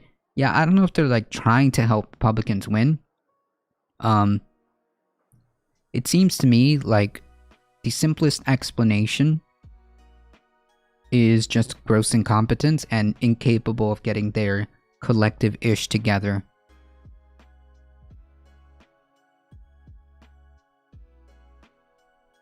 The most pivotal issues, to reduce child poverty, Manchin wants to cut the expanded child tax credit from the bill, with the source telling CNN that he wants to zero it out. There are many reasons that Senate Democrats are not ready to vote to pass the Build Back Better legislation in addition with the holdups with Manchin. The legislative text is not yet finalized. A parliamentarian review of the bill to ensure Democrats can pass it on a party line vote is not complete, and other policy issues have yet to be resolved, including how to deal with the controversial state and local tax deduction. But cutting the child tax credit is a non-starter for Biden, sources note that, and that's been the central issue of the disagreement, though there are several others outstanding in the discussion between the two over the last few days.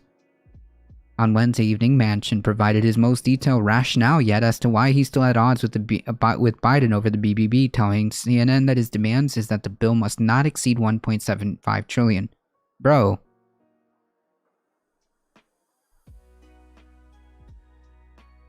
Sorry about that.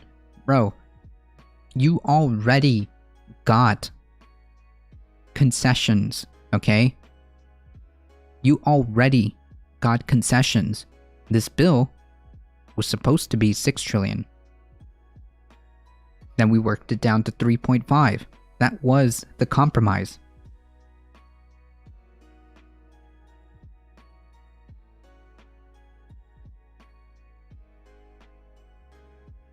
Our government is failing right before our eyes. It's been there. It's been there, agnostic sister. It's been there for quite some time. Their BMC values mean their personal status is more important than the success in the work. They can't see past their own value systems and seem to be bewildered that people are angry. Yeah, that's the funny, ironic part about this whole thing. They just can't understand why people are angry. And they can't seem to grasp the idea of like, hey, well, look, we are trying to do something about it, and here's like a tiny band-aid. Good luck.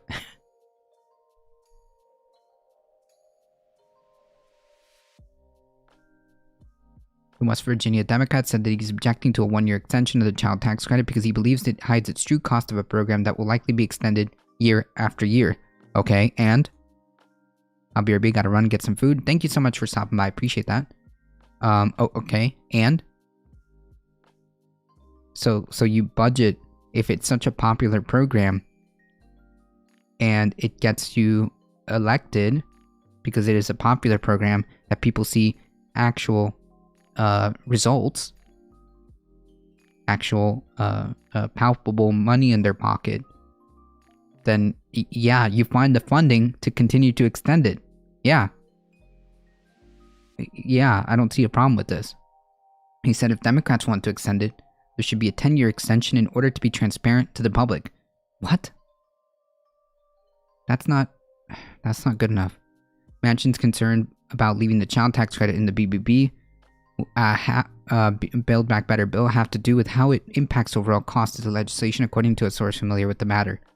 Manchin isn't explicitly telling Biden to remove any specific policy according to the source, but he has made it clear that these expensive provisions are not going to fit to keep the bill at 1.7 trillion. Like, this is unbelievable. You just continue to, like, you're giving every single excuse that you possibly can. You already got negotiated down. You got some of the climate provisions taken out. You've got the price tag reduced. What?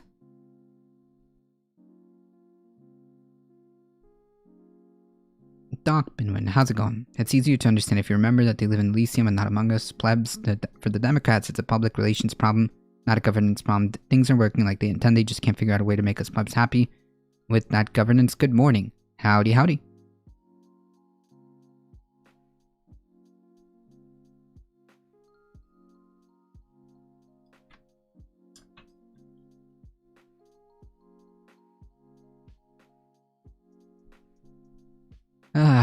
It does seem like that, doesn't it?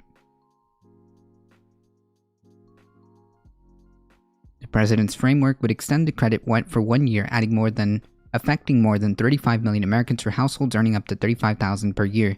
But Manchin said that the temporary programs do not reflect the true cost of taxpayers. That's why not just vote against future extensions of the child tax credit and agree to a 1-year extension now. Manchin said, I want to make sure that we're upfront and transparent with the public. Well, I don't know, dude. Sounds like excuses. But extending the child tax credit for the next decade would blow up the price tag and require wholesale changes to a bill that has been negotiated for months. Manchin indicated that if it increases the price tag and they want to keep it, and they want to keep the child tax credit, Democrats should drop other programs to make it fit under the 1.7 trillion. What? Wait, I'm sorry. This guy is unironically acting like a king, like a king. This is literally my way or the highway. Democrats should drop other programs to make it all fit. What? We have 1.75 to work within, so pick your priorities and let's do it. Jesus. What kind of attitude is that?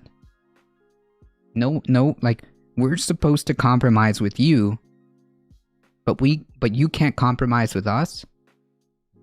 What? In other words, like, he knows he holds the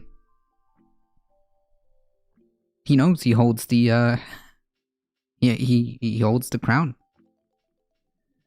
This is personal mentions that progressives don't deserve more than the bipartisan bill, and he hates Bernie personally. This is an interpersonal winning too, I guess. But hey, at the price of the country. Nice meme. But these shit politicians, like Manchin, were going nowhere. True. F this guy and others like him, politicians can make a positive change for all of us, but choose not to because they don't care about nobody but themselves. Yeah, it seems like that seems to be the case, yeah? That seems to be a theme that's kind of manifesting itself over and over again, right? Multiple sources say Manchin suggested to Biden to move the extension of the tax credit through a separate track, something Democrats see as a non-starter given that it would need at least 10 Republican votes to advance outside the current budget process. Manchin suggested Wednesday evening that they could pursue a separate legislative track, but it's still a move opposed by the White House and many Democrats. Right, because you would need 10 Republicans, like by default. You really can't, like, count on the Republican Party. They don't seem to be interested in doing anything remotely useful for the American people. In fact, they're actively blocking some of the important aspects that would help. They're actively attempting to call something like an extension of a child tax credit, socialism or communism or whatever it is that they need to throw out to scare people. Anything remotely useful is just chalked up and is a non-starter for the Republican Party. So first and foremost, I want to make this very clear. They're at fault by default. My anger at this point is with the Democratic Party's incompetence and inability to get their ish together.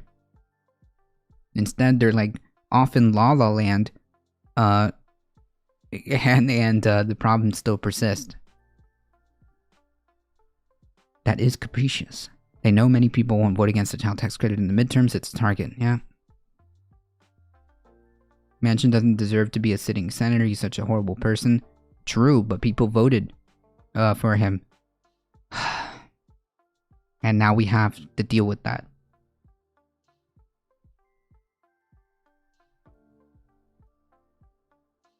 Manchin suggested. Oh yeah. The child tax credit, I believe in that. I really think it works great to help people and families because I've always been for that, okay? Well, clearly not. You're gonna sit here and lie to the American people? If you're really in favor of that, then what's the problem? Pass it. We can find a way. Let's find out what we can work it out. Like, what? This is like a word salad. This is not an excuse. This is not an argument. Manchin said Wednesday evening, I think there's been different variations of child tax credit for Republicans and Democrats. We can work it out. Ah, yes. We're gonna kumbaya our way into this. Excellent.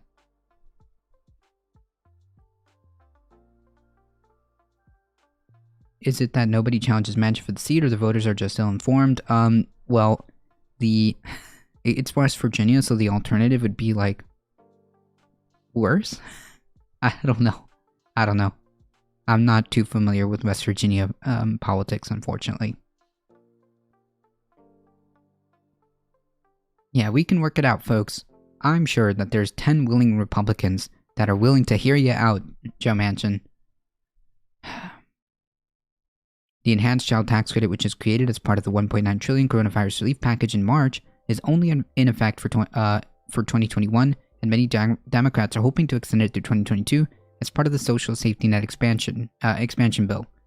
In total, the expanded credit provides up to $3,600 for each young child and $3,000 for each older one per year. The full credit is available for heads of households earning up to $112,500 a year and joint filers making up to $150,000, after which it begins to phase out, which again sounds to me pretty fair.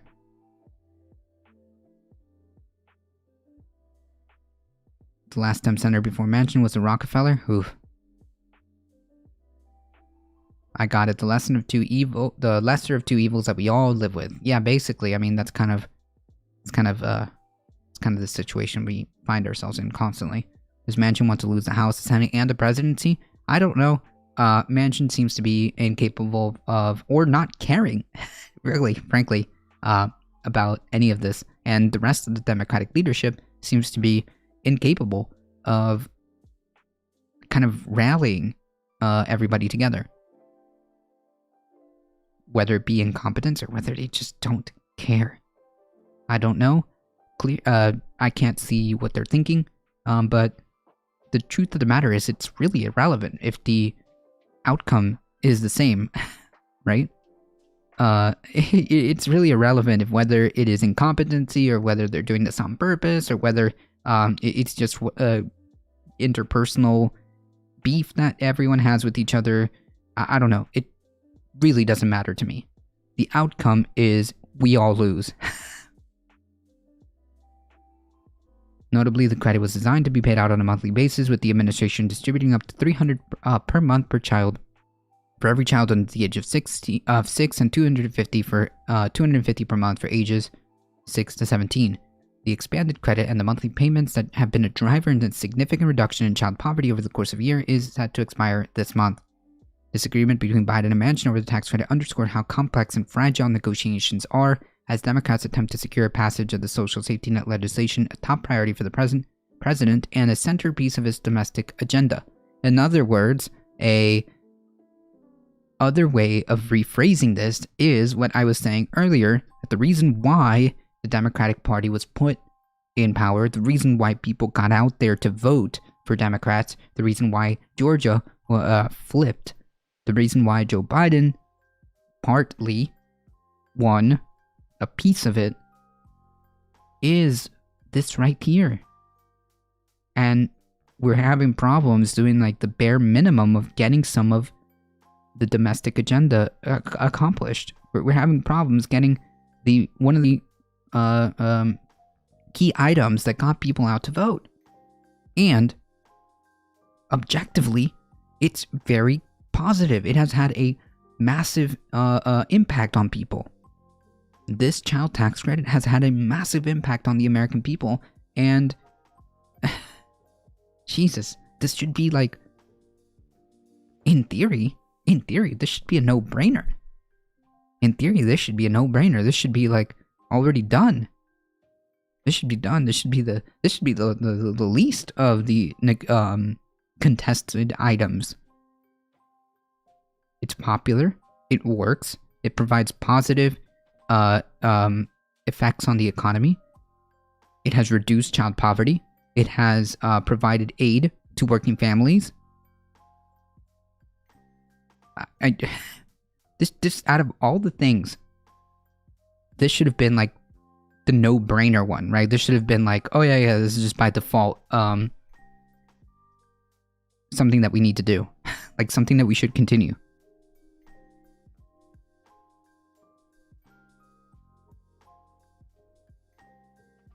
Disagreements between Biden and Manchin. Oh yeah, Manchin's support for the bill is critical to its passage, but he has voiced major concerns over its cost and pushback to scale back the sweeping legislation, even though it has already been scaled back.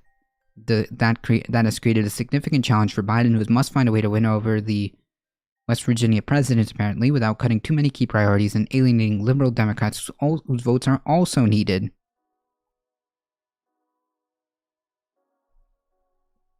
Senate Democrats need all 50 members of their caucus to vote for the legislation to pass it under the process known as budget reconciliation, which would allow it to be approved without Republican support. News that Manchin wants to eliminate the funding for the child tax credit in the BBB quickly sparked strong pushback from Senate Democrats on Wednesday. It's not going to get zeroed out. Democratic Senator Sherrod Brown of Ohio, that's non-negotiable. Democratic Senator Elizabeth Warren said, "We need the child tax credit. It has cut child poverty in America by nearly half." Senator Michael Bennet, a Democrat from Colorado, tweeted, "The last thing we should do is raise taxes on working people. The last thing we should do is double child poverty. The last thing we should do is raise childhood hunger in this country." While Biden fully aware the bill will have to change in order to get Manchin support, and he's willing to do quite a bit to land Manchin, dramatic changes to the child tax credit are one of the few areas White House officials know would be a red line for other Democrats. Like, I don't get it. Why is he dictating? Why is he dictating the hard non-negotiable lines, but the other Democratic members are the ones that are continuing to negotiate down to him? Like, what? Thank you, agnostic sister. Spread it forward. Did you see Kanye just came out against capitalism? Is there like a tweet? Hey, increasingly full. I'm confused. Manchin wants to increase it? No. In his worldview, he wouldn't want Americans to develop an entitlement attitude.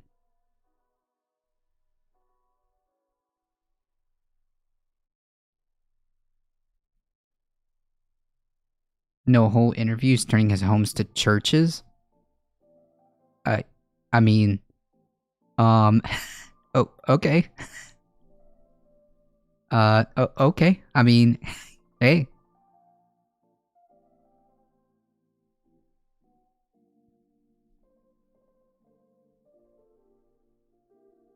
I'm so down for it. I mean, hey, listen, if he wants to help and he wants to provide and use maybe even those churches to help and to do effectively mutual aid, I'm not gonna stop him. I'm not gonna criticize that.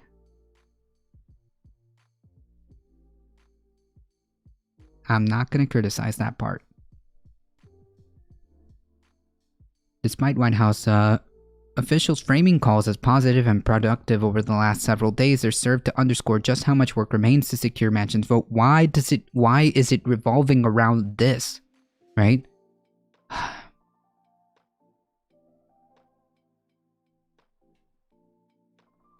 No one else is doing or saying the direct things he's saying, that capitalism has ran its course. Yeah, I mean, geez, like what? Wait, how did we? I don't get how we got here. Like, I'm not gonna discount him, but like, I mean, hey, okay. I'm just like a little bit skeptical, right?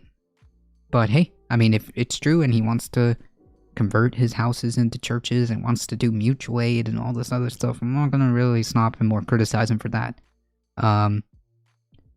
Yeah, pop it in chat and we'll and we can take a look at it, or pop it in the Discord so that we can look at it later. But yeah, that's interesting turn of events, so to speak. That's an interesting sort of turn of events.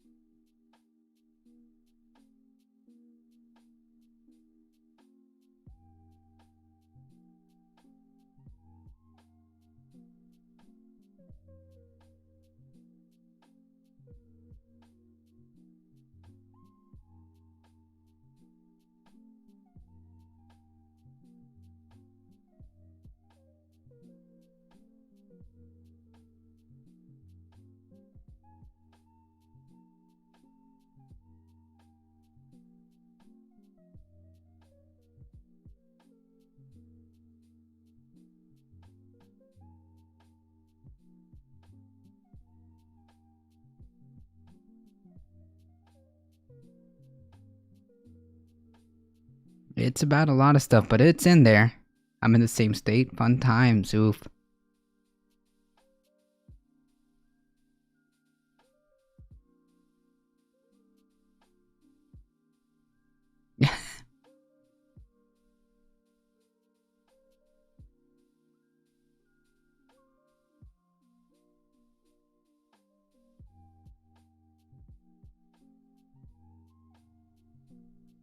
Kanye West, who's now legally known as Ye. Is it pronounced Ye or Ye? Gave an extensive interview with artist Tino Segal to speak about everything from capitalist rule to the death of Kanye West.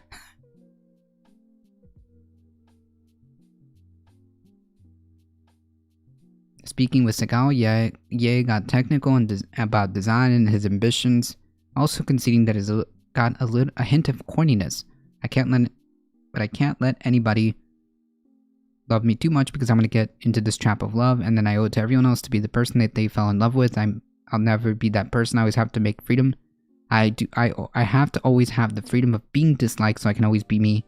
Okay. Yay. Gotcha. People are glossing. Hey, listen, folks. I'm in Florida, okay? So, people are glossing it over because it's not good for the status quo, but then he could be a catalyst for a positive change, maybe. Maybe.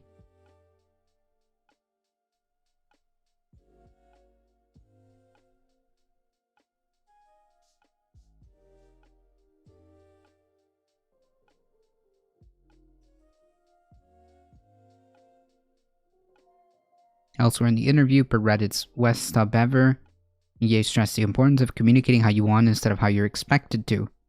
F the screen, F the internet, F amplified sound. The way you have people communicate is the way people should communicate. I mean, yeah.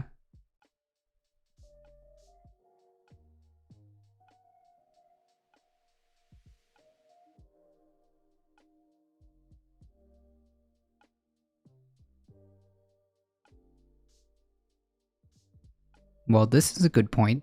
I was talking to Jared Kushner before they left office, and I was like, we are running a third of the land in America. That's wild. Admitting it. They're running a third of the land in America, but what are you doing with it? It's set up in a way that the black community will never rise. People are just selling us drugs, selling us bad food, and the media and hate, and people are just not as happy as we could and will be. Huh. Curiously, he took a moment to suggest that society needs to move past the capitalist model. We're under capitalist rule and it's killing us. It's time to change that. Explaining why he wants to sell off all his property. I'm going to be homeless in a year. I'm going to turn all the homes I own into churches. We're making this orphanage and it will be a place where anyone can go. It would be like an artist commune. Food should always be available. Yeah, so he's going to do like some type of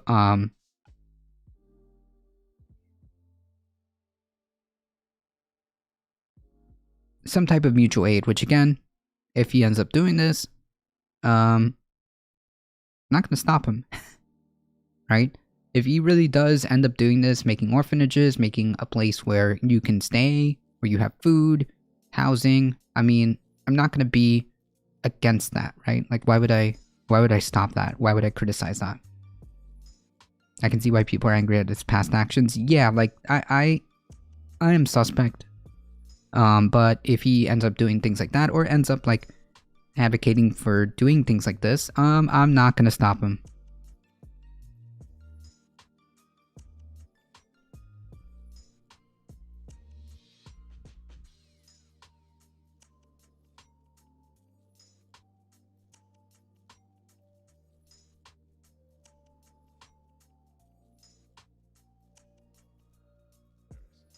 Imagine if Kanye skipped the reactionary vortex. Maybe. I don't know. I could never really go into anybody's mind, but if he starts doing like mutual aid stuff, hey, who are we to stop him? Right? It's very pragmatic and a real solution. Yeah, I mean, hey, if he wants to sell off all his properties and that's what he feels he needs to do, and then make those excess properties and excess like areas and lands into orphanages, or do like mutual aid with that, like who are we to stop that? Right? We should encourage that. Hey, that's a positive if he ends up doing it.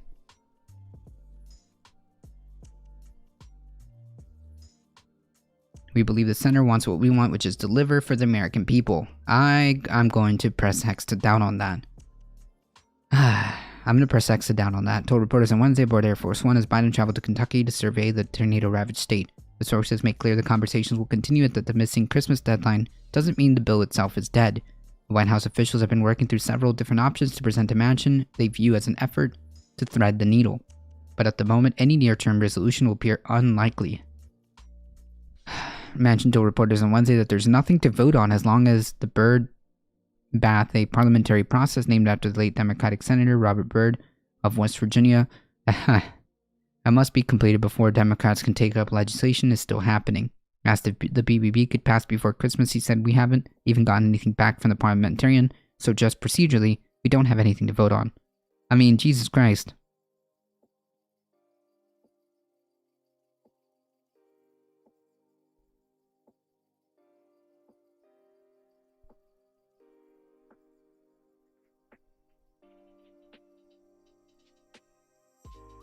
Is Manson just an insurgent, covert Republican? I mean, he's a conservative.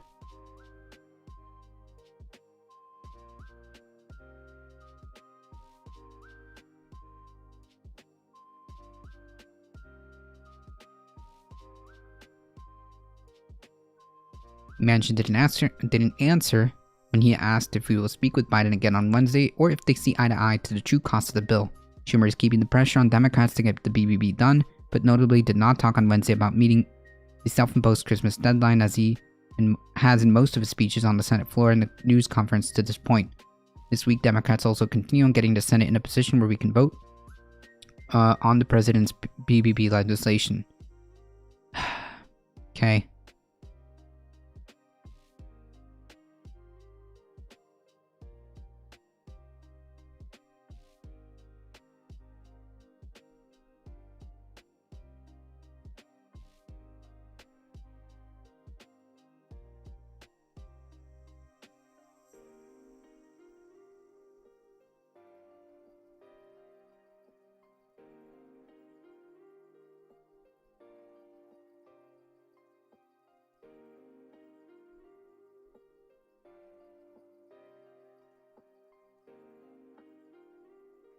Alright, folks.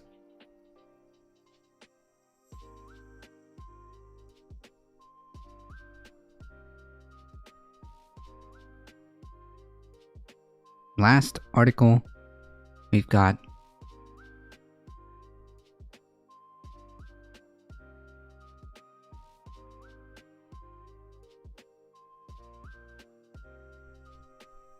Jim Jordan has sent one of the texts revealed by January 6th committee. Uh-oh. Representative Jim Jordan forwarded the text to then White House Chief of Staff Mark Meadows on January 5th, outlining a legal theory that then President Mike Pence had the authority to stand in the way of the certification of the 2020 election. A portion of that message was read by the January 6th Select Committee during their contempt report presentation against Meadows in a meeting this week. The full House voted Tuesday night to refer Meadows to the Justice Department. A spokesperson for Jordan, a Ohio Republican, confirmed to CNN that he forwarded a text to Meadows on January 5th that was sent to him by Joseph Schmitz, a former Department of Defense Inspector General. Schmidt's text included a draft presentation arguing that Pence had the constitutional authority to object to the certification of the election results from certain states. Okay. Mr. Jordan forwarded that text to Meadows, and Mr. Meadows certainly knew it was forward. It was a forward. The conservative website The Federalist was the first to report that Jordan forwarded the text to Meadows. The committee during the presentation shared only a portion of the text on a graphic that was read by Representative Adam Schiff, a Democrat from California. A committee source tells CNN that an aide inadvertently placed a period before the end of a sentence in the graphic that was not in the original text. Schiff read this from an unnamed, so they tried to help him out there. On January 6, 2021, Vice President Mike Pence, as President of the Senate, should call out all electoral votes that he believes are unconstitutional as no electoral votes at all. I mean, like, the levels that these people have gone through to attempt to forego the will of the people is deeply disturbing. Is unbelievably disturbing. The deaths that these people have gone through.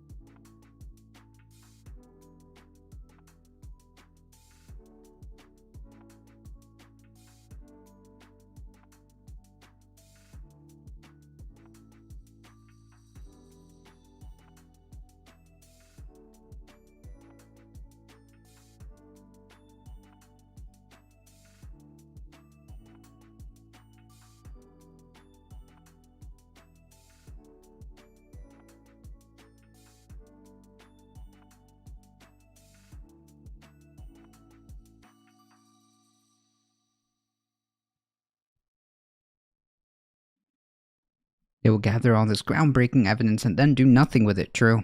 I just went to CNN front page and the only headlines about this is an opinion piece and then another piece with Geraldo. Oh, man. This is just reporting on what happened in the meeting here.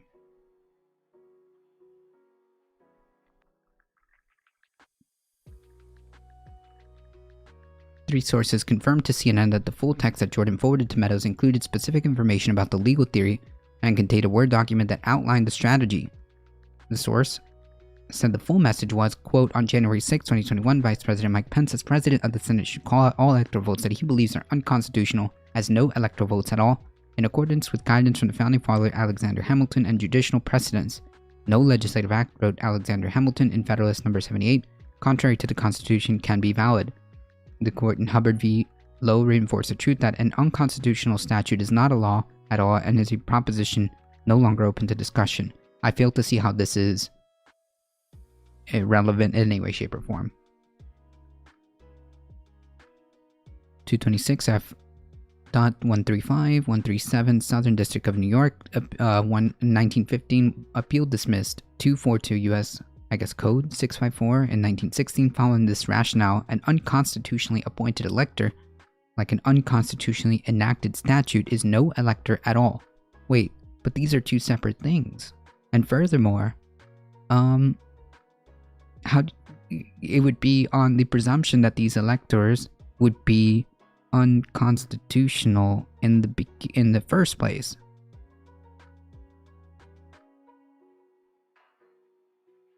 None of this makes sense. Well, isn't that suggesting that the judges could actually simply disregard the Texas law for how absurd it is? Technically, but, you know. I don't know. This doesn't seem to make sense. A text from Jordan is another example of the intense pressure campaign put on Pence by Trump supporters to act on unproven legal theories as a last-ditch effort to prevent the certification of the election results, of which pressure Pence ultimately rejected. Because he couldn't do it. Like, he didn't have the power to do that, right? Like, he just doesn't. He just doesn't. I suspect that all of these things have been planned ahead of time in the event that Donald Trump would lose. I think that they had this plan. I think it's very suspect that they had an entire war room scenario set up in a hotel. And all of this is like corroborated clearly by text messages, and Steve Bannon himself was saying that the purpose of them being there is to see how they could, quote, kill the Biden presidency in its infancy.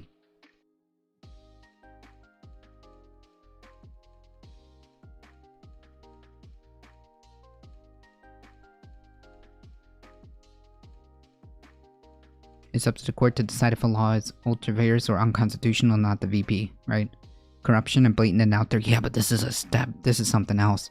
I don't know. Corruption I think this is something else.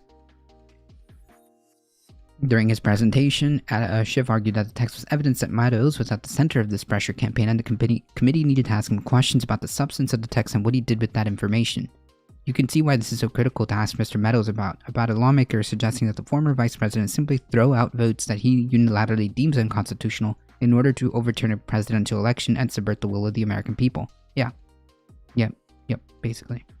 Yeah.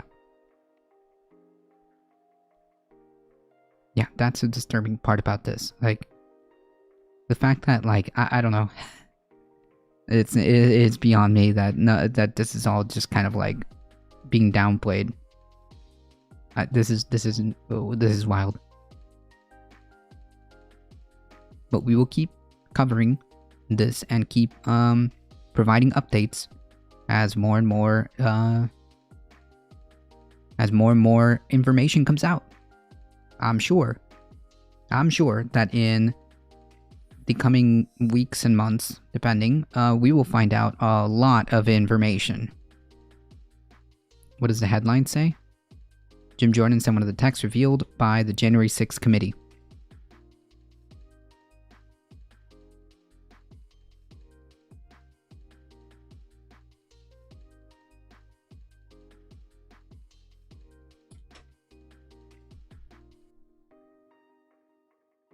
Unbelievable to me. Alright folks, unfortunately that is all the time I have today. I do need a couple of minutes to get everything ready here. Folks, if you enjoyed the content, don't forget to hit that follow button. You get 5 free emotes, and do us all a massive favor and go on over to our YouTube channel, hit exclamation YT. It takes 5 seconds, and just smack that subscribe button, like button, share, do all the YouTube stuff that does help us out. We won our manual appeal, so that's great. Our YouTube channel is back. So make sure you hit that subscribe button. Join the Discord if you guys want to keep up with the channel and get any updates. Join the Discord, and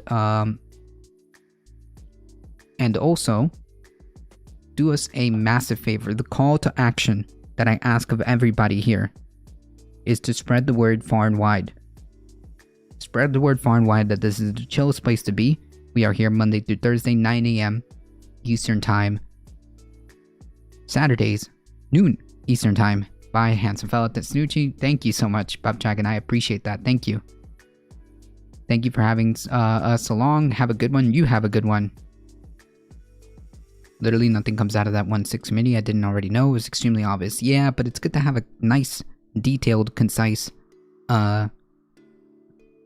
investigation, right? I mean, like, yeah, it should happen regardless.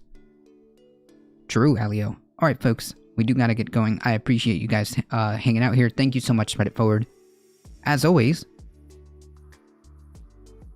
Jeez, Astro. Yikes. That is worrying and unusual. Wow. I'm gonna have to look into that. As always, folks, please stay safe. Please take care of each other. I love y'all, and I hope to see you guys in the next one. Keep in touch with the Discord as we head into vacay. See ya.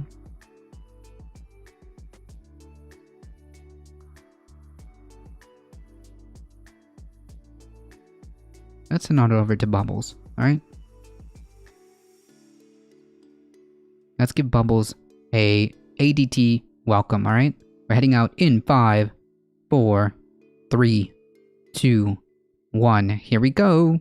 Oh, thank you so much for the raids, Go Past Deck and Grom Sereno. Appreciate that. I know I said thank you, but I can't stress enough. Thank you so much. See ya.